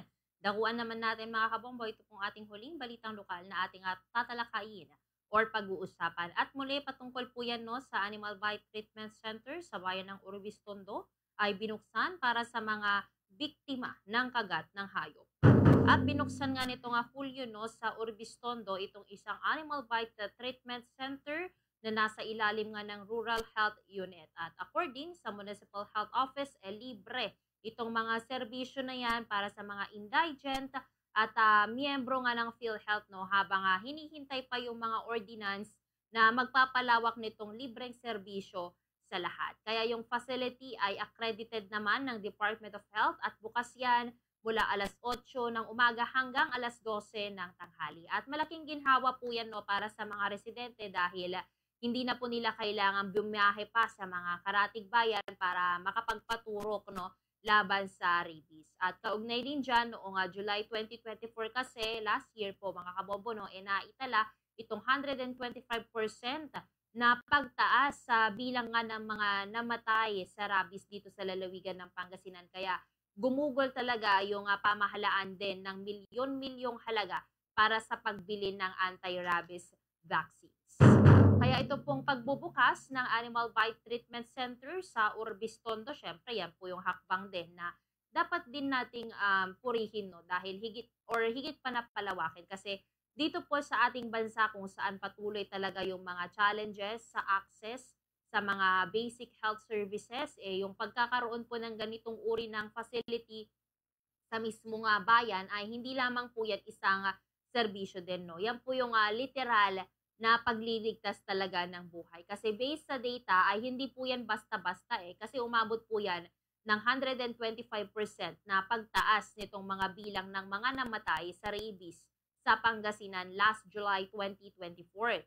So sa kabila po nitong pagiging preventable na sakit nitong rabies, patuloy talaga po yang kumikitil din ng buhay dahil nga sa mga kakulangan ng mga agarang lunas or di naman kaya yung kaalaman at yung access nila sa bakuna. Kaya naman syempre napapanahon at makatarungan naman yung pagkakaroon ng local na treatment center na isa po yung concrete na pag-respond sa isa pang lumalalang mga problema.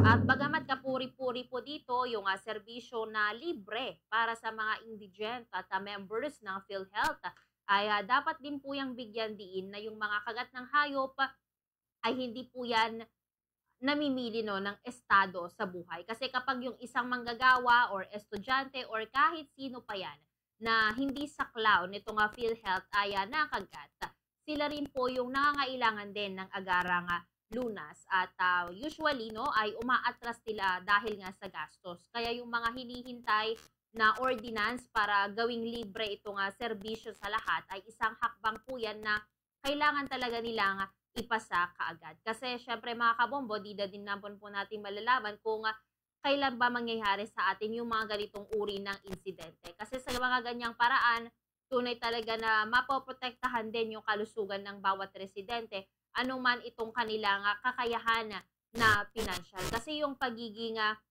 maaga po or yung pagiging accredited ng Department of Health ay isa rin po yung proof na hindi po yan basta-basta yung facility nila. Yan po yung sumusunod din sa mga pamantayan ng kaligtasan at yung quality ng treatment center or animal bite treatment center. Pero ganun pa man, ang limitation na lamang po dyan is yung oras talaga ng operasyon. So nag-start yan ng alas 8 ng umaga hanggang alas 12 ng tanghali lamang. Kasi yung kagat naman po ay nangyari sa hapon or gabi at walang bukas din na alternative, possible na mapanganib na rin talaga yung situation ng victim. Kasi mas mainam na po dyan kung yan din po ay mapalawig din sa buong araw or magtalaga sila ng mga emergency protocol para sa mga kagat na nangyayari din sa labas ng nasabing oras. At syempre dapat din pong isaalang-alang dyan yung mga pagdating naman sa mga preventive side ng usapin na yan. Kasi mahalaga yung mga treatment centers pero dapat din po nilang palakasin yung public education campaign. Tungkol naman po yan sa tamang pag-aalaga ng hayop, yung regular na pagbabakuna sa mga alagang aso at pusa, at ganun na rin yung tamang first aid or yung unang lunas sa gagat. Kasi yung mga residente po dyan, kailangan din nila maturuan na hindi lamang po sila maghintay sa kagat bago pa sila kumilos. Instead, active dapat sila makapag-participate sa mga pagpigil niyan. Kasi sa mas malawak pa na perspective mga kabombo, yung mga ganyang projects ay nagre-reflect po yan sa paglago ng health governance dito po sa ating lalawigan. Kaya yan po yung uri ng program na malapit sa tao, no? At hindi po yan napapako sa papel, kundi may actual talaga na effect yan sa community. Kaya dapat din, no, or mag-serve yan na inspiration or tularan din ng mga iba pang mga bayan, especially sa mga lugar kung saan mataas talaga yung mga cases ng rabies pero kulang naman sila sa facility. Kasi in the end mga kabombo, itong Animal Bite Treatment Center naman sa bayan ng Orbistondo ay hindi lamang po yan facility, kundi yan po yung symbol din ng pangangalaga nila. Yung pangangalaga nila sa bawat buhay or sa bawat pamilya or sa bawat Pilipino, no, nangangarap din ng mas safe na pamumuhay. Pero yung tunay po na success dyan ay nakakamit po yan hindi lamang po, no, sa bayan na maayos na implementation, kundi support din from LGU at yung pakikilahok ng bawat mamamayan. Oras natin mga kabombo, 35 minuto makalipas ang alas 5 ng hapon. At sa susunod naman nating pag-uusapan mga kabombo para po sa ating balita nga pambansa, itong online gambling ay target ng total ban sa bagong panukala. Pero mamaya yan mga kabombo, no, ating po nga pag-uusapan itong mga patungkol sa mga detalye na po yan. Kasi sa mga oras na ito mga kabombo ay good news na po muna para po sa ating lahat mga kabombo. Tara na po at sumali sa Swerte sa Palengke 2025 promo. Balde-baldeng papremyo na may cash pa. More than 8 million pesos total prizes nationwide ang ipamimigay. Ayan mga kabombo, sa atin naman pong pangatlong ways to win. Syempre, ang pinaka-aabangan nyo na mga games natin sa palengke na mas pinalaki at mas pinaganda ang mga palaro at cash prizes sa ating palengke on-ground activity linggo-linggo, kung saan may handog kami at aming mga sponsors na mga palaro at papremyo na maaari nyong mapanalunan. Ayan, sa bawat pagsali ay pwede po kayong mag-uwi ng cash prizes.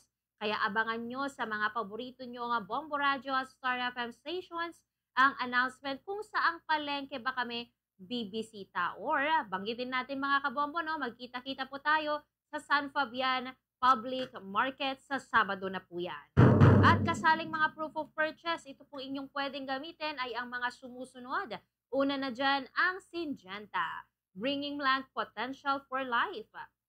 Isang empty pouch in any size or variant ay pwede na po yan sa isang entry. Sunod naman, itong Gardenia, masarap, fresh, nutritious, masiglakas kahit walang palaman. Ang kailangan lamang po dyan na isang empty plastic wrapper ng kahit anong size or variant ay pwede na sa isang entry. At panghuli naman itong Bioderm, Family Germicidal Soap, bida sa alaga movement. Isang empty pouch or carton box in any size or variant ay pwede na rin yan sa isang entry. At syempre mga kabombo, meron pa. Akala nyo po ba, weekly lang itong peg ng ating pa-promo dahil hindi na po ngayon. Dahil magkakaroon na kami ng special draw araw-araw mula Lunes hanggang Biyernes. At mga kabombo, ito po yung pang-apat natin na ways to win. Pero dapat nakatutok po kayo, no, mula sign on to sign off at baka ikaw na ang mananalo ng napakagandang brand new limited edition na Bombo Radio AM and FM transistor radio with emergency LED light, rechargeable.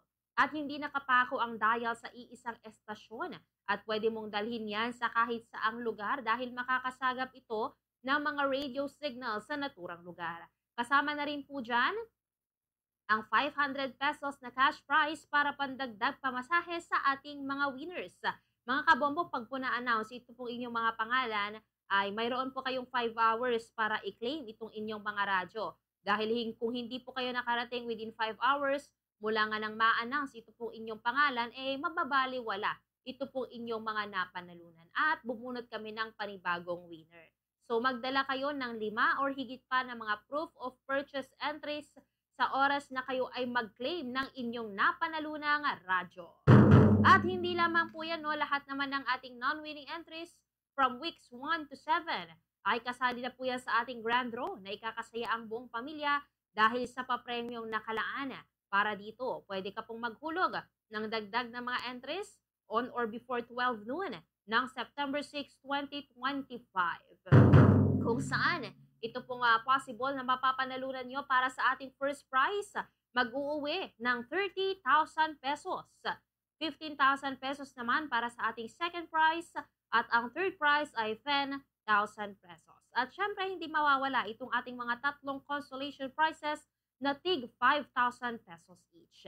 Ito po ay guaranteed cash prizes sa lahat ng 25 key areas na mayroong Bombo Radio and Star FM stations nationwide. Kaya ano pang hinihintay nyo? Arat na, magkulog na ng napakaraming entries para sa mas malaki ang tsansa nyong manalo dito sa Swerte sa Palengke 2025 ng Bombo Radio at Star FM. Saan ka pa? Dito ka na sa estasyon na nagbibigay ng more than 8 million pesos total prizes nationwide. Oras natin mga kabombo, 20 minuto bago ang alas 6 ng gabi. Samantala mga kabombo, ating pungadakuan naman itong ating sunod pa na ating mga usapin, no? Patungkol naman ito sa ating balitang pambansa kung saan itong online gambling ay target ng total ban sa bagong panukala. At isinumite nga ni Senator Juan Miguel Zubiri itong panukalang batas na naglalayong ipagbawal itong lahat ng anyo ng online gambling sa bansa. At ayon nga sa kanya, lumalala na nga itong mga addiction, no, sa sugal dahil madali na lang ma-access yan sa mga gadgets, especially yung mga kabataan. Kaya sa ilalim ng Anti-Online Gambling Act of 2025 ay ipagbabawal na itong mga digital platform, mobile app at website na nag-aalok ng sugal. At inaatasan din po dyan itong mga ISP mobile network at digital platform na i-block itong mga gambling site within 72 hours matapos ngang makatanggap ng abiso mula sa DOJ or PAGCOR. Dahil kasunod po niyan ay naghain din si Senator Sherwin Gatchalian ng panukala para ipagbawal itong mga paggamit ng e-wallets sa online gambling. At nagpahayag na din ng support si Senator JV Ejercito sa panawagan na higpitan itong regulasyon sa online gaming, especially sa e-sabong. Dahil ayon nga sa PAGCOR ay bukas naman sila, no, sa mga mas mahigpit na patakaran laban sa online gambling.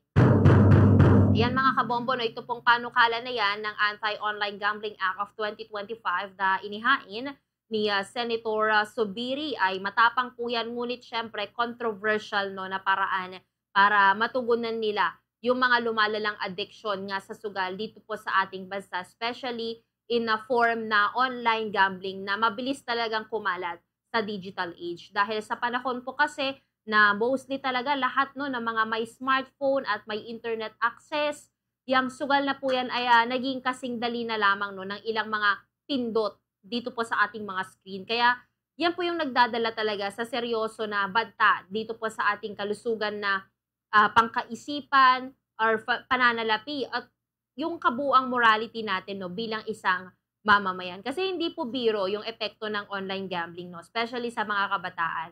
Kasi sa pamamagitan ng mobile apps, yung mga websites at yung mga social media platforms, yung dating exclusive sa mga casino or legal na sabungan ay naging accessible na sila sa kahit sino man na may mga connections sa internet. Data man yan or wifi. Wala pong bantay kasi dyan wala ding limitations. Kaya mostly, wala talagang kaalaman yung mga parents. Kaya yung mga resulta dyan, yung mga estudyante na nalululong sa sugal, nalulubog sa utang, at nawawalan talaga sila ng focus, no, ito pong kanilang mga pag-aaral. Kaya sa mas malala pang mga cases, may mga ulat na din patungkol sa mga crimes, depression, at yung worst thing is nagpapatiwakal, no, na naiugnay talaga sa pagkakakulong sa online gambling. Kaya yung panakalang batas po na yan ay hindi lamang po yan tungkol sa pagbabawal. Instead, yan po yung pagtugon nila sa isang lumalalang crisis din, no? Kasi ipinapakita po dyan na may mga pagkilala talaga yung mga legislatura, no, sa katotohanan na yung sugal, especially sa online, ay hindi po yan basta-basta ginagawang libangan. Yan po yung isang systematic din or sistema na nagko-control at sumisira nga sa buhay ng isang tao. Kasi sa panukalang batas mga kabombo, malinaw naman po na yung mga mechanism nila, no? Unang-una dyan, yung pagkakasa nila ng ban sa digital platforms na direct na utos po yan sa internet service providers or ISPs at yung mga telcos din na i-block nila yung mga gambling site within 72 hours matapos nga silang mabigyan ng abiso no, ng DOJ or PAGCOR. Kaya malawak talaga yung coverage niyan. No? At yung mga sadyang layunin dyan is putulin yung ugat nga ng access at hindi lamang po yan yung magiging bunga or yung magiging resulta. Pero ganun pa man, kailangan po rin nating maging maingat no, at balance. Kasi sa pagpapatupad nitong mga panukalan na yan, may mga ilang points na dapat din talaga nating pag-isipan pa ng mas malalim. Unang-una na dyan mga kabomba is maapektuhan ba niyan yung legal at yung mga regulated na online gaming platforms. Kasi marami kasi yung mga nagtatrabaho sa sector ng gaming dito po sa Pilipinas. Kabilang na dyan yung mga call center at yung mga support staff na mga online gambling firms. Pero paano po ba yan makakaapekto no, sa kanilang kabuhayan? Kasi kailangan talaga may transition plan sila or alternative na hanap buhay para po sa kanila kung tuluyan nga bang ipagbabawal yung industry na yan. Sunod naman mga kabomba is kakayanin ba nitong mga ISP na i-block or makontrol na mawala lahat no, yung mga platforms na technical nilang i-block yung lahat ng mga gambling sites. Kasi sa dami ng mga sites at apps, hindi po madaling trabaho yan. No? Kasi may possibility din na maghanap sila ng mga workarounds. Kagaya na lamang yung mga addict na sa mga sugal. Kagaya na lamang nung paggamit nila ng mga VPN or yung mga mirror sites. Gaya nitong mga nangyayari sa ibang bansa, may mga gambling ban na rin. Kaya paano naman po yung aspect din ng education or rehabilitation? Kasi hindi naman po enough no, yung pagbabawal lang. Kasi dapat po yung samahan din ng malawakang information campaign tungkol nga sa panganib ng sugal. At more than that, paglalaan nila ng funds para sa mga counseling at mental health support sa mga nalulung na. Kasi yung panukalang pagbawal din sa e-wallet sa online gambling ay karugtong po yan yung isang mas malawak pa na pagkilos no, para putulin nila yung financial na circulation ng online sugal. Kasi magandang panukala po yan na prinsipyo po na yan. Pero muli mga kabombo, no, kailangan talaga mas may clear na system yung pagpapatupad para hindi na rin po sila makaapekto sa ibang mga transaksyon na legal at personal. Kaya overall mga kabombo, yung panukala naman na po na yan ay may magandang goal naman po, kagaya na lamang yung pag-protect ng sambayanan, especially sa mga kabataan. Kasi mula sa isang system na nagre-create ng mga illusions ng madaling yaman, kapalit nga ng tunay na kapahamakan. Kasi para maging effective po yan, kailangan talagang isaalang-alang dyan yung multi-dimensional din na effect nito. Especially sa mga aspect ng technology, ng economy, at ganoon na rin sa education hanggang sa rehabilitation. Kaya yung laban na po na yan sa online gambling ay hindi po yan lamang laban sa industry. No? Instead, yan po yung laban sa mga culture ng instant gratification sa system nga ng mga panlilinlang. At din ganoon na rin sa mga tahimik din na pagguho nitong mga buhay at ganoon na rin sa mga pamilya. Kasi kung maisasakot para naman po yan ng maayos, yan din po yung magiging makasaysayan din na hakbang ng Kongreso para mas maging disiplinado din at mas safe yung digital dito sa Pilipinas. Oras natin mga kabombo ay 12 minuto bago ang alas 6 ng gabi at sa ating pagbabalik mga kabombo ay atin naman pong tatalakayin itong patungkol sa ating huling balitang pambansa na pagsulong ng seguridad sa pagkain at hanap buhay itutuon ng 20th Congress. Para sa buong detalye, muli po nating balikan yan makalipas lamang ng ilan sa ating mga paalala. Nakakapagod ang buhay na puro trabaho lang at wala ng oras pa sa sarili. Mahalaga sa atin ang may work-life balance upang maibsana ang stress na nararamdaman sa trabaho.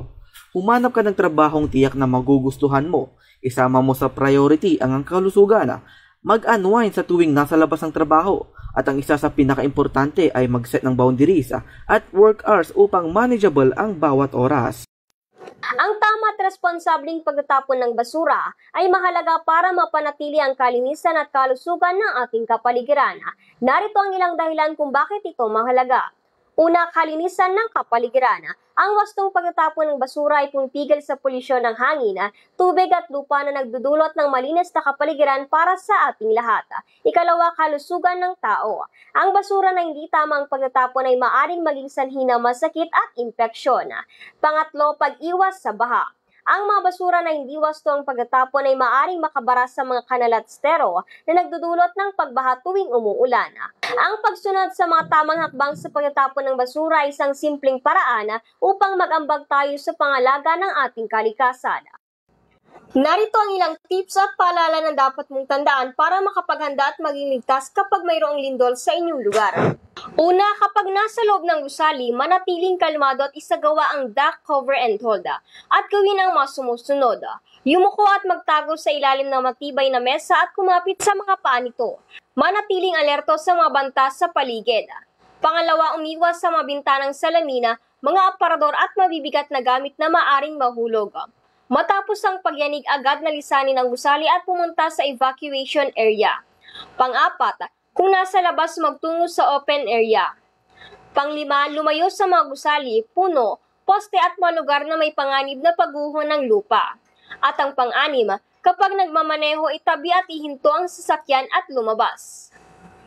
Kailangan gumamit ng po at opo dahil ito ay bahagi ng kulturang Pilipino na nagtataguyod ng paggalang at magandang asal. Ang paggamit ng po at opo ay bahagi ng ating tradisyon at kultura. Ito ay nag-uugnay sa atin sa mga nakaraang henerasyon.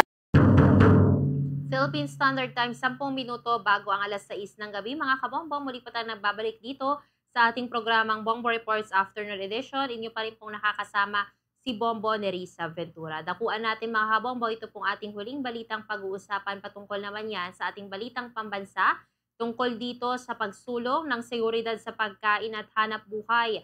Itutuon ng 20th Congress. At itutuon nga dito po no, sa 20th Congress, ito nga nalalapit no, na 20th Congress yung pansin sa security or food security at trabaho no, bilang parte nga dito pong kanilang programa or bilang tugon sa direction na itinakda ni President Marcos. Kasi isa po sa mga priority po talaga ng mga maraming Pilipino, ito nga pagkain no, at hanap buhay. At ito po nga panukala din ng rice bill na layunin nilang pababain at patatagin nga yung presyo ng bigas sa pamamagitan nga ng reforma sa National Food Authority. Kasi kung mga kabombo, according naman po sa House spokesperson na si Attorney Princess Abante, malawak po talaga yung support no, sa mga programs na yan na nagbibigay nitong abot kayang pagkain at hanap buhay. Dahil aside from that, ay isusulong din yung mga batas para palakasin yung Universal Healthcare Act na lumikha nga sa Philippine Center for Disease Prevention Control at masuportahan din yung voucher programs para nga sa mga pribadong edukasyon. Mga kabombo, muli po natin ipagpapatuloy ang usapin na yan dahil sa mga oras na ito ay ating pungadakuan naman itong linya ni Bombo Oliver Dacumos para nga obserbahan or bigyan tayo ng update no, dito sa kasalukuyang kalagayan sa bayan naman po yan ng Manawag. Siyempre, linggo ngayon mga kabombo, usually talaga marami ding mga turista or mga bumibisita sa bayan nga ng Manawag. At para sa buong detalye, narito ang dalang pag-uulat ni Bombo Oliver Dacumos. Bombo Oliver, please come in.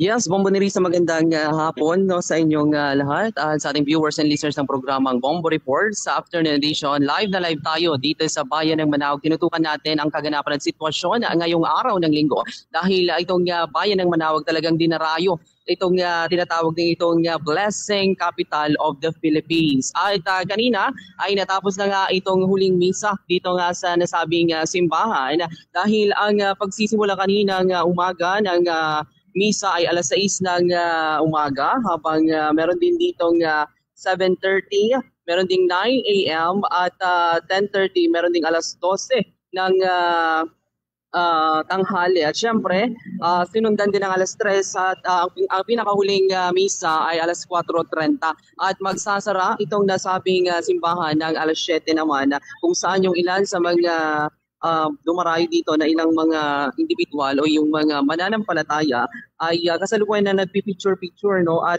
napansin din natin itong mga kapulisan na patuloy ang pagtutok na lalong-lalo na may nakaantabay dyan sa loob ng simbahan upang tignan itong mga problemang maaaring mangyari dyan sa loob ng simbahan. At syempre, marami na ding mga nagdadasal na nakikita natin lalo na yung pagtirik no, ng kandila at yung ilan na paunti-unti nang nagsisialisan din no? At dahil wala na ding misa Ang ngunit yung ilan ay pwede pa rin pumasok at magdasal dito nga sa Our Lady of the Holy Rosary of Manaoag. Samantala sa lagay ng ating kakalsadan sa mga oras na ito, wala naman tayong nakitang pagbigat ng daloy ng trapiko dahil tinutukan ito ng ating mga Public Order and Safety Office or officers dito sa nasabing lugar. Nandito din itong mga kapulisan para sa pagtutok din sa mga lumalabag sa mga batas trapiko. At syempre itong pagtutok nila sa Oplansita. At wala naman tayong mga naging problema dito sa kakalsadahan natin.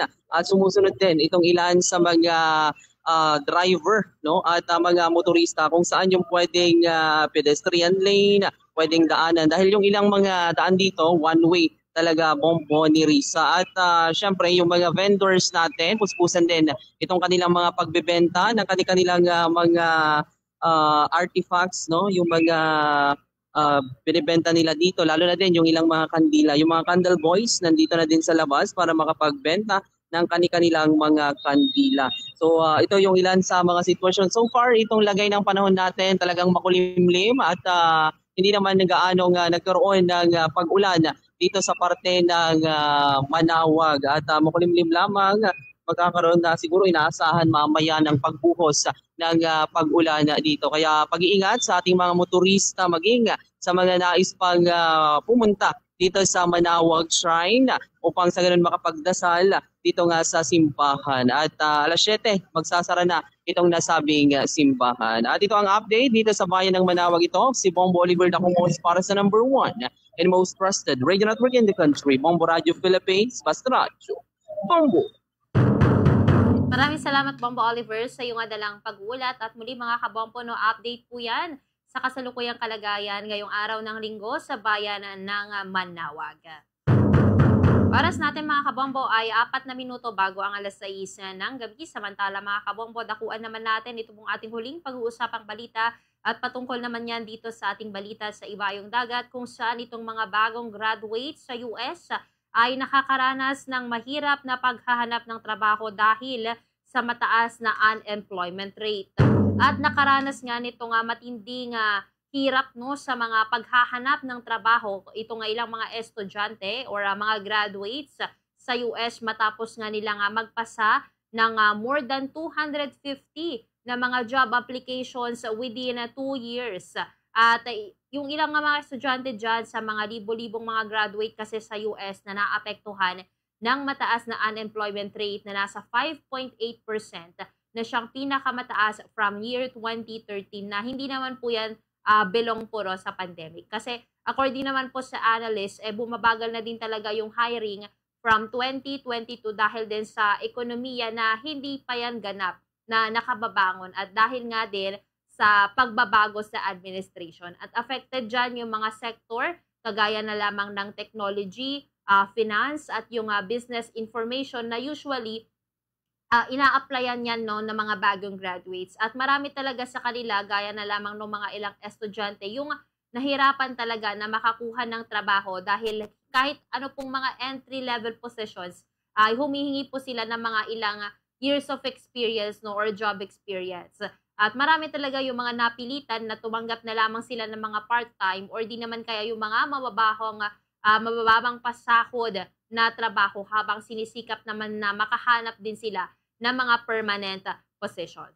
Ito naman pong kasalukuyang krisis sa unemployment ng mga bagong graduates sa US ay yan po yung reflection din ng mas malalim pa na systematic na suliranin dito po sa ating global market ng pagtrabaho. Na isang issue po yan na hindi naman po yan patungkol sa technical, instead parang napupolitika na rin po or yung pang-economy din at panlipunan. Kagaya na lamang po ng ilang mga kaso ng mga graduates na alos sa 2 years talaga silang naghahanap ng kanilang mga trabaho at nakapag-submit na rin sila ng mga more than 250 na mga job applications. Hindi po yan pambihira, kundi halos talaga na naging karaniwan na din para sa mga kabataan na nagtapos naman mula sa kolehiyo.